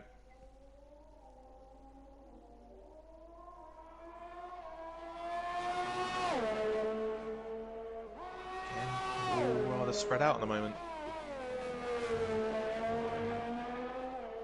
So, Blood and Sand, currently the biggest gainer in this Grand Prix, having gained 5 places.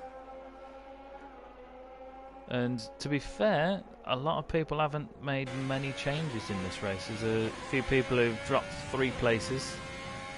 But other than Blood and Sand, most people aren't far away from their starting position for this Grand Prix.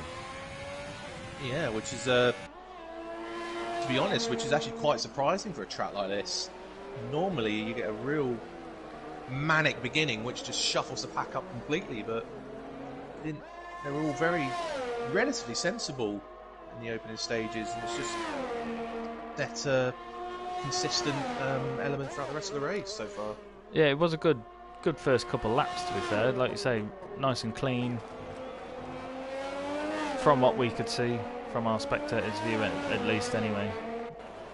We do have appeals process at Wheel to Wheel, so if any of the drivers feel that somebody else has had an unfair advantage or caused them any incident in the race, then they can post their point of views up or snippets of this stream into the appeals office, and the FIA stewards will review and award penalties where they feel appropriate. Is there a dedicated set of drivers who do the FIA stewards, or is it anyone who's available on a certain night? Anybody who's willing to turn up, to be fair. You know, we don't stick to a set amount of people, but it's typically the same people who turn up. So that we always make sure that it's an open thing. Anybody can turn up and have their opinion, and the only thing that we discourage is drivers commenting on penalties they're involved in, basically. Yes, and races they're involved in. Yeah. So typically AL1 people will comment on the AL2 race, and AL2 people will comment on the AL1 race, so that there's no personal invested interest. Yeah.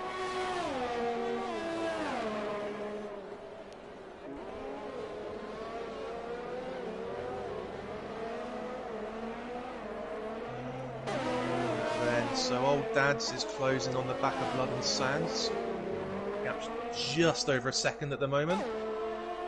Christina gets another penalty. Yeah. Old Dad's on a 21 lap younger tyres than Blood and Sands in front of him at the moment. Yeah. Blood and Sand will probably be looking to pit soon. Probably timing it quite well for finishing off this Grand Prix with a soft set of tyres. Yeah, I think he's managed his strategy very well. He's got the positions gained, the 5 positions gained so far, and he's played his strategy well so that he doesn't end up having to do too long on one stint to compensate for the next. Yeah. He's looking like he's going to lose position. Old Dad's here though. As he comes in. Yeah. On cue. 16 laps. If he's got softs available, which they should have, actually a soft stint to the end. Looks like it is. Yeah, and I think he's probably only going to lose one position here. I reckon he might get the jump on Maxi on the pit lane exit. Oh, it'll be tight. Oh no, Maxi does get in ahead, but then fresh tyres on that Haas car, I think, will probably make light work of getting past the Renault. Yeah, he should have. Oh, as Maxi nearly drops it on the exit of 4. So nearly hitting the wall before the pink of 5.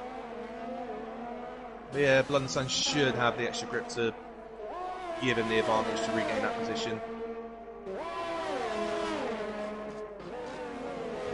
And then it's just a case of chasing down Sega de Cos and reclaiming that 6th place. Yeah, looking at the cars in front, I would probably expect Sega to hit, unless he takes those mediums 35 or so laps. But other than that, the drivers in front of him look like they should be going to the end. So he's got to earn these positions.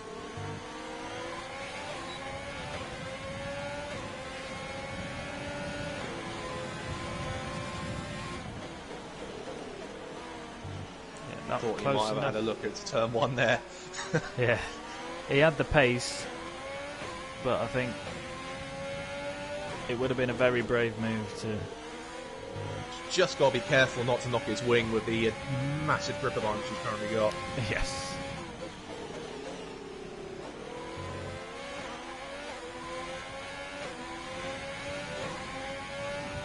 Cal 22 laps on them softs now, so... But that's an impressive stint, but only 14 laps to go. Yeah, that doesn't make sense, does it? There's no way you can be thinking about going to the end on those, surely.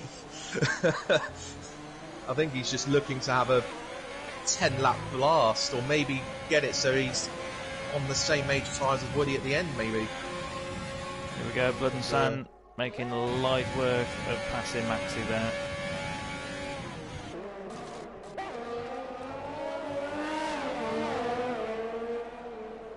Another very good race from London Sands. Old Dad's picking up a penalty. I'm going to have to check the penalty situation out Yeah. again because it's going to change this race. Old Dad's now going to be demoted a place, so Xerxes looking very strong for a podium now. Xerxes on tyres that can easily make the end of this race, and the driver in front of him is going to be demoted a finishing place. So Xerxes looking to be on the podium. Don't know if I saw that, but Preva's got a penalty as well, so we're down to 3 drivers not on a penalty so far now. I mean, it's still an outstanding feat to get this far in the race with only 1 penalty. But CHM is a regular for not picking up penalties, and Cal and Woody, I think their class is just above AL2. London Sands on the back of Sega already. Thinking about a move into the final. Oh, Sega pits. There you go. Perfect timing. DRS, he's out of the way. Away he goes. Yeah, as you say, Blood and Sands executed his strategy just perfect. Back up to 6th place, I think. To catch Old Dad's might be a tall order, but in fact, Old Dad's has got too many penalties, so he is going to inherit 5th. And Cal finally pits. Another set of softs as expected, but only a 12-lap stint. 13-lap stint. Keep forgetting to add the 1 at the end of the race. I think you were very often doing that in our league races when you commentated on us. Oh.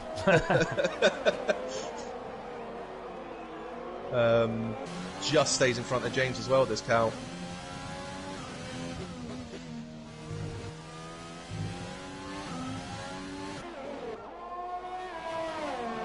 I would expect Woody just to react and pit now. Just cover it off, keep the gap as big as possible. Yeah. Yeah, there we go. That's amazing because Cal ain't long come out the pits and now Woody's in. Yeah. It's just how short this track is crazy. Yeah, I mean, you could think he's only just over half a minute behind at the moment, but that's half a lap. That's half a lap. Yeah. So yeah, if there is a league race with a full grid, the traffic situation is normally, well, pain in the backside. Yes. Bonkers. It's never normally a lap where you're not with another driver. But also, nearly 60 laps into this race, and we still have every car. Yes. Every car. We haven't had VSC or anything. A few little incidents. Nothing too major to an extent. I'm touching wood. Yeah, I might do the same actually. Don't want to jinx it. Into the final lap step. I think we'll see. I think what we might be looking at here is Woody and Cal maybe trading the fastest laps. As he, there's his penalty. Oh no! I mean, it probably ain't going to affect the finishing. It's race, not but not likely to. But what's going on there? There's a letdown estate. I think he's lapping Dino. Looked to overshoot it quite a bit, but they was being lapped by Woody at the time. Yeah, this is a situation we will find ourselves in our race on Wednesday. Just cars lapping cars, but those cars lapping were also being lapped. It's very, very confusing to work it out. Cal now down into the 10s, 110.5. Can Woody respond to that? Woody's fuel light is on as well, so he's not got much fuel to play with. It's only just coming on, so he is. Yeah, he's right on the cusp. But he's 5 tenths quicker than his personal best, and he's got a purple sector 2. 5 tenths up on his personal best will give him a 10.8, 10.7 at the moment. But did Cal have DRS down the back straight off a back marker? I'm not too sure about that. I didn't see the lap, unfortunately. Woody coming to the end of the lap. Does he take the fastest lap back? Yes. 10-4. 10-4.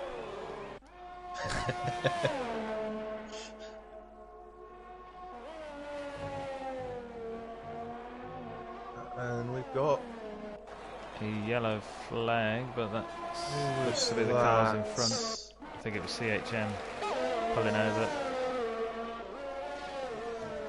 I think we also had James pulling over down the back straight as well. James Laws, that is. Yeah, as you say, you know, 13 cars on track. Traffic does become a bit of an issue.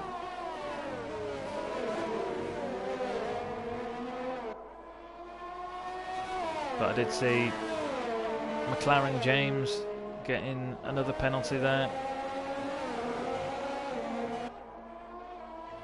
Puts him on 6 penalties now. Yeah. Maxi on 7 penalties. So I'm not sure if I'll be able to calculate all the drops by the end of the race. But all I know is the top 3 is likely to be Woody, Cal and Xerxes.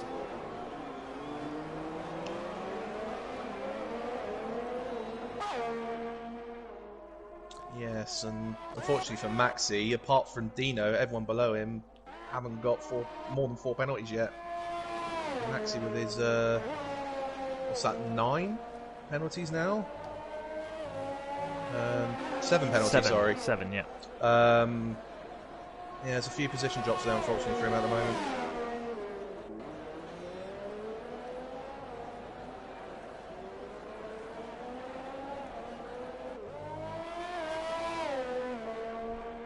Showing them my maths isn't up to scratch. Well, he's looking to drop to 10th at the minute. Blood and Sand and Old Dads are both dropping 1 position. And James is dropping 2. So, in fact, that might put... the way the maths works out, that might put Sega up. That will put Sega up into 4th.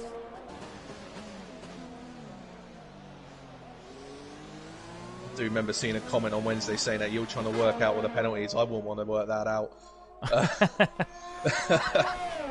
It's straightforward when you look at it.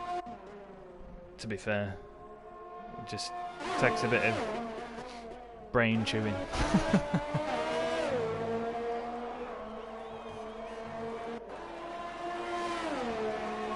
It'd look a bit bad if I couldn't figure it out as well, because, you know, it's not long ago I was doing level 5 maths at college.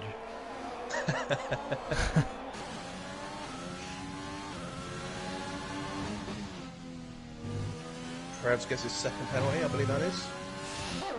Yes. Having gone 40 odd laps with no penalties, he's got 2 in the last 20, I'm afraid. So yeah, only Cal and only Woody and CHM yet to get a penalty. So has he even got any warnings yet? The last time I checked, he hasn't.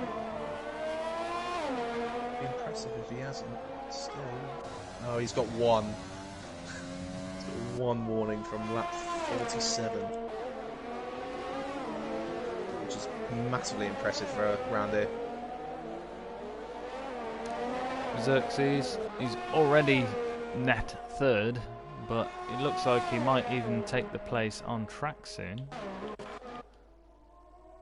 as James Laws overtakes Dino down the back straight.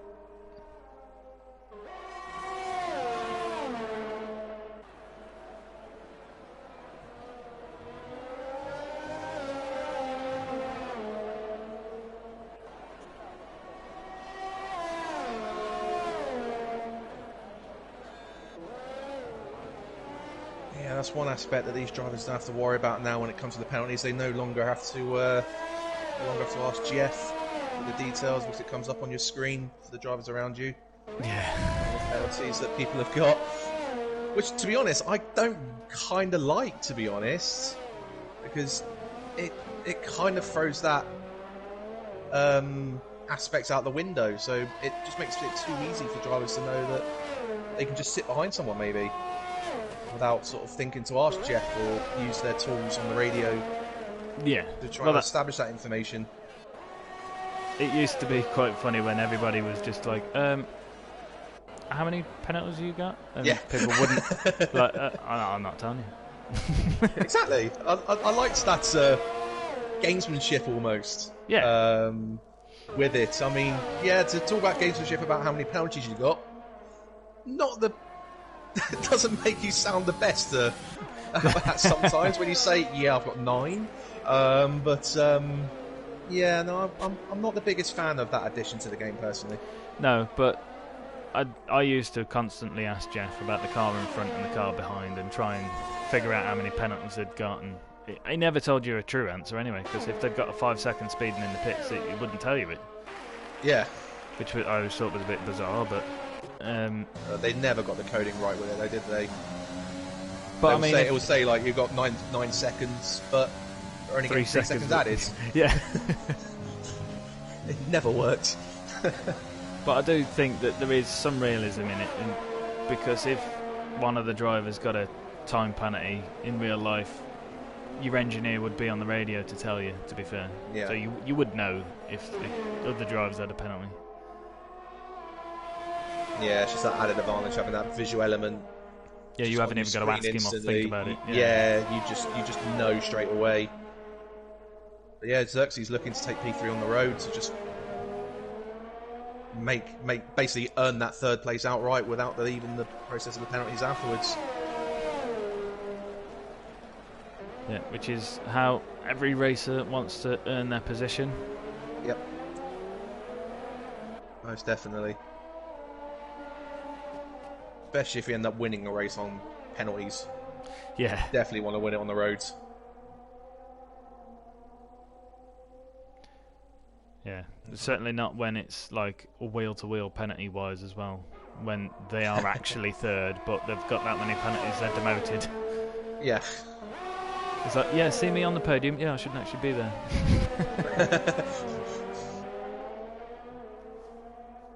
But, yeah, this is the closest battle on the track right now. Xerxes and James.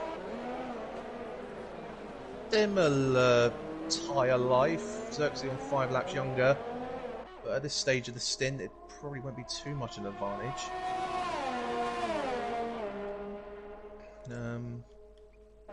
As we know, he doesn't really need to worry about making the overtake to earn P3. No, would he go for it anyway? He did qualify 3rd, so he will be happy finishing 3rd, I do believe. Certainly in a league against Cal and Woody, because they are the forces to be reckoned with. Cal currently leading the Drivers' Champion, and Woody putting in the show that he has done here today.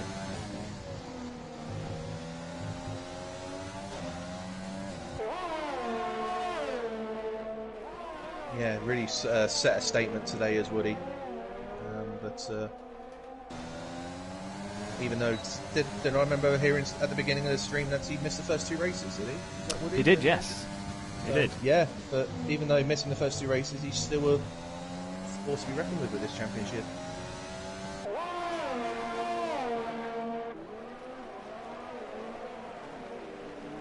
Well, these two are battling for 3rd. They're coming up to quite a bit of traffic in the next few laps, but might run out of laps.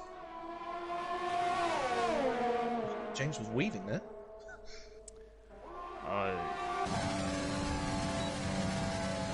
There was a penalty applied for weaving from Baku. Oh.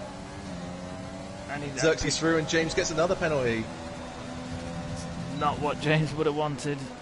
Certainly losing the position, and secondly losing another position in the final standings through getting a penalty, and Cal gets another penalty. So Cal's pitted again.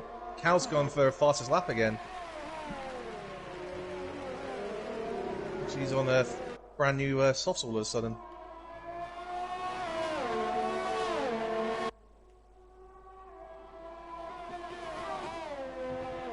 So fastest lap currently with Woody. I think Woody now doesn't have enough laps. If he pitted, he'd only have an out lap. Yeah, he's just there to get to the end now, and just hoping Cal doesn't take the fastest lap from him.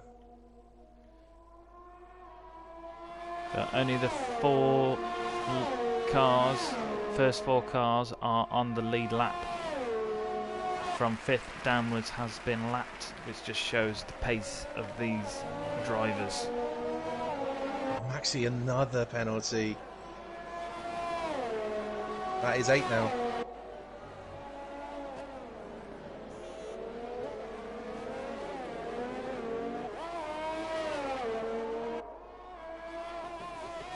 James, I'm going to stay on board with Cal here, see if he does get the fastest lap here.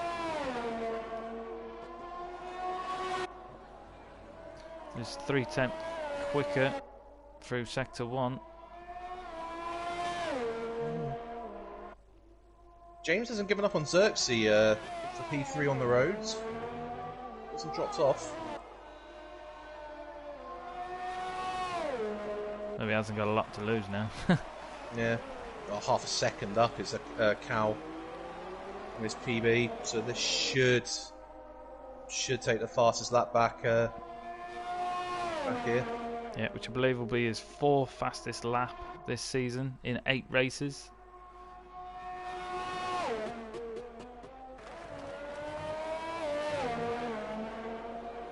It was a 10.4. Now 10.1. Wow. As Woody's at the hairpin on this final lap. I'll leave it to you to bring it home. Yeah. Oh, I'm just looking at James trying to take the position, still back from Xerxes. But yeah, as you say, Woody finishing off the final sector. Oh, and it looks like James has dropped it. Oh, yes. But Woody, phenomenal race. Took from 2nd place, took the race lead from there, and he's just had a phenomenal race from then. And he wins the Canadian Grand Prix, which is a fantastic feat. 35 seconds in front of Cal, but Cal did do a late stop to get the fastest lap, which he does currently hold. Xerxes taking 3rd place for now. There's only James behind him with half a wing, so I'm not really sure what happened there on that final lap. But definitely a coming together between those two. Cal crossing the line, 2nd place. Started on pole but had a terrible start on cold medium tyres. But to redeem himself, to get 2nd and fastest lap is still an incredible feat. Xerxes over the line for P3. Good end of the race battle there with James, and would have had P3 anyway on penalty countback, but to learn it on the road just confirms it for him. And James passing across the line in P4. Yeah. We'll see who we can get in for a post-race interview. London Sands driver of the day. I think that's 2nd race in a row he's been given driver of the day. Yeah, because he's doing a phenomenal race. His strategy worked really well for him there as we commentated through the race. And a Racing Point victory, so that cheers you up as well, Bloom, a little bit in the combined standings. It does.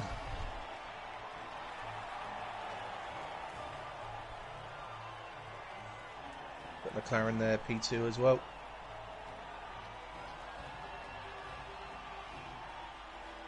So, Safman Upmar sat up there for Racing Point for winning as a constructors team. But we have Woody on the top step. Phenomenal race from him. Cal taking 2nd. Xerxes in 3rd.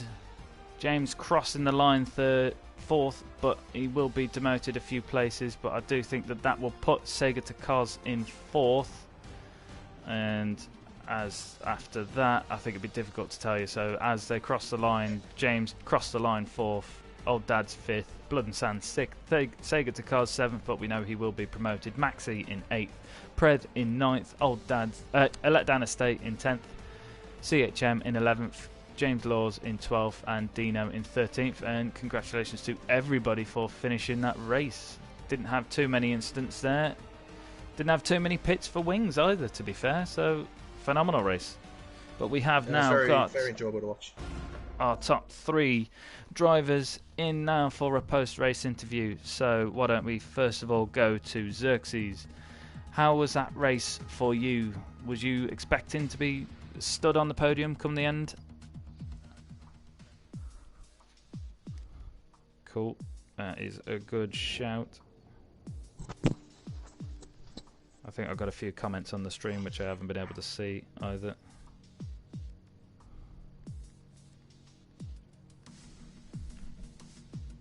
Alright, there we go. Go on. I still can't. Oh, there we go, yeah. There's always a bit of a delay, but yes, so you qualified third and then you took third from the race. Is that what you was expecting? I guess so.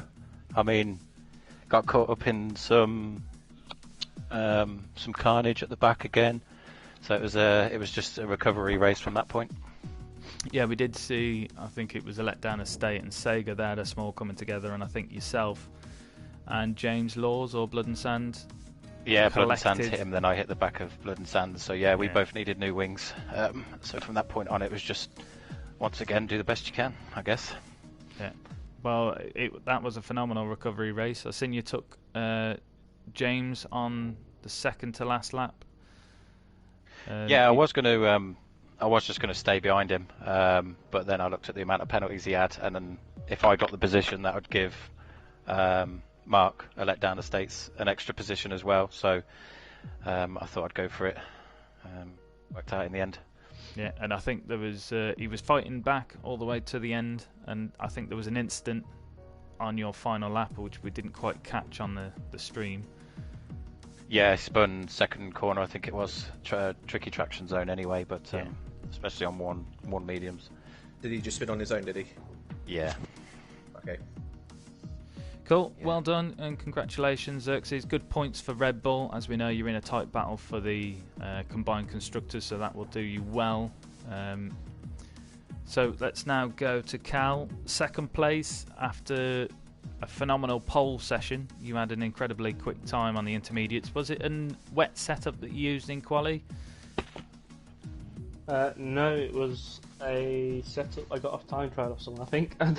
I didn't really do a lot of practice this week, if I'm honest, but I took a setup. I can't remember who it was off, but it was just a standard setup, so I didn't change it.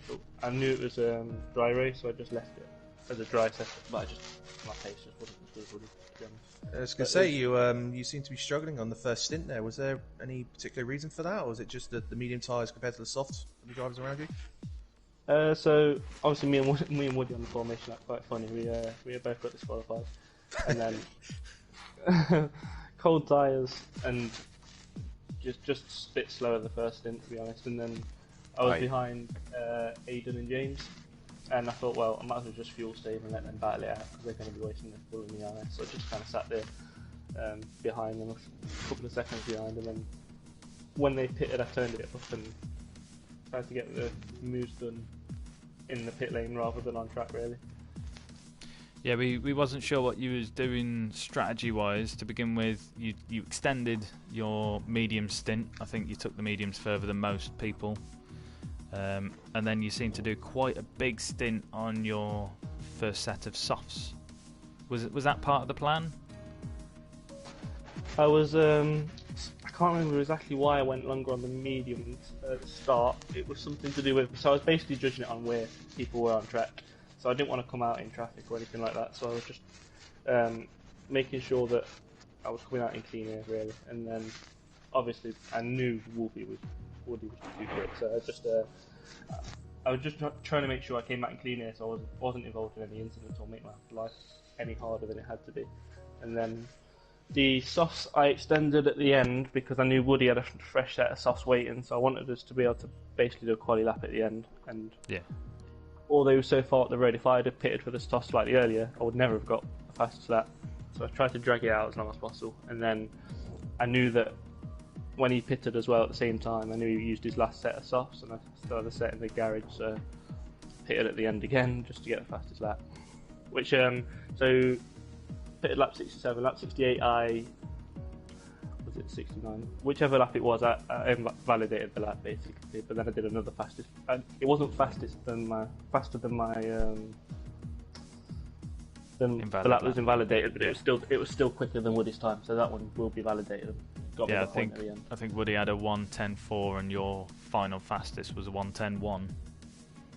Yeah, the 1:10.1 was invalidated, so that shouldn't count. But the 1:10.2 that I did on the final lap, which is still fastest, wasn't invalidated, so that was the fastest lap. Right. Oh, we still had it flash up as 1:10.1. To be fair. Yeah, it still flashed up, but I invalidated on that lap, so I don't know why. I don't know if the game still, even if you invalidate, it seems that the game still shows that as the fastest lap. Yeah. So. No, but congratulations. Your 8th podium step, and fastest lap. So it's consistency that's gonna, I think, be a big factor in this championship. Me and Woody look like we're sort of at top 2. I know Xerxes has pace, but it's just not quite there in the race. So, yeah, I think as long as I keep picking up podiums, then it'll keep it close between me and Woody. Yeah, congratulations on 2nd place, and as you mentioned, Woody, our race winner. How did you find that race? I felt fine. I felt I controlled most of the race. I was just keeping an eye on the gaps most of the time, paying attention to other people's shoes, but pretty comfortable. I knew I was going to do the free stop anyway, so I just sort of went hard, didn't manage my tyres at any point, just kept going. Yeah, you seem to have control of the race for most of it. The only times Cal was in front it looked like to be a strategy difference. But did you have cold tyres on the race start? Don't think I did. When we touched at the end, it was just before the final chicane.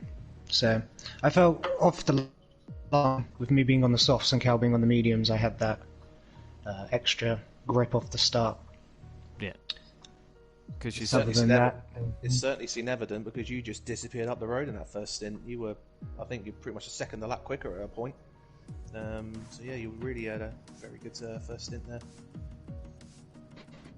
All in all, it was a nice race. It was pretty dull at times, just trying to maintain the pace at all times. And try not to get any penalties as well, because I knew that they might come into a factor as well. Yeah, I think when the only times I saw cars was Aidan and James battling in front of me for the first part of the race. You overtaking me, and aside from that, I don't think I ever saw anyone on track, other than obviously lapping cars. We were just sort of driving around, I think, me and Woody, for most of the race, weren't we? No, you two definitely forced to be reckoned with in AL2. Your consistency, the fact that the pair of you made 60 odd laps without picking up a penalty, and Woody finishing the race with no penalties. Did you even have a warning, Woody? I had one warning. One warning. Yeah, I think he got on like lap 47 or something like that. So very impressive to only get one warning. Correct. I was laughing with mine a bit because I got my first penalty when I ghosted through a letdown. I couldn't really see the apex. Got my first penalty. I came in to get the tyres for the fastest lap again, and then I went through him again and got another one. Exact same thing. So both my penalties was whilst I was in the letdowns car. So he really should have had the penalty. But incredible racing from you both. Looking forward to seeing what can be done in France. Is France a good track for any of you? Not done it really. I'm taking it race by race. So I ain't going to be on my way on holiday. Woody, is it? I don't like the track anyway. Is Woody I think it will be. It will be okay. Yeah, not my strongest track, but it'll be alright. Cool. Well, congratulations to you three. Thank you very much for Vern joining me on commentary. You're welcome. It's been a pleasure. Thank you for having me. Thank you. And stay safe, everyone, and we'll see you next week for AL2 going round France. Thank you all.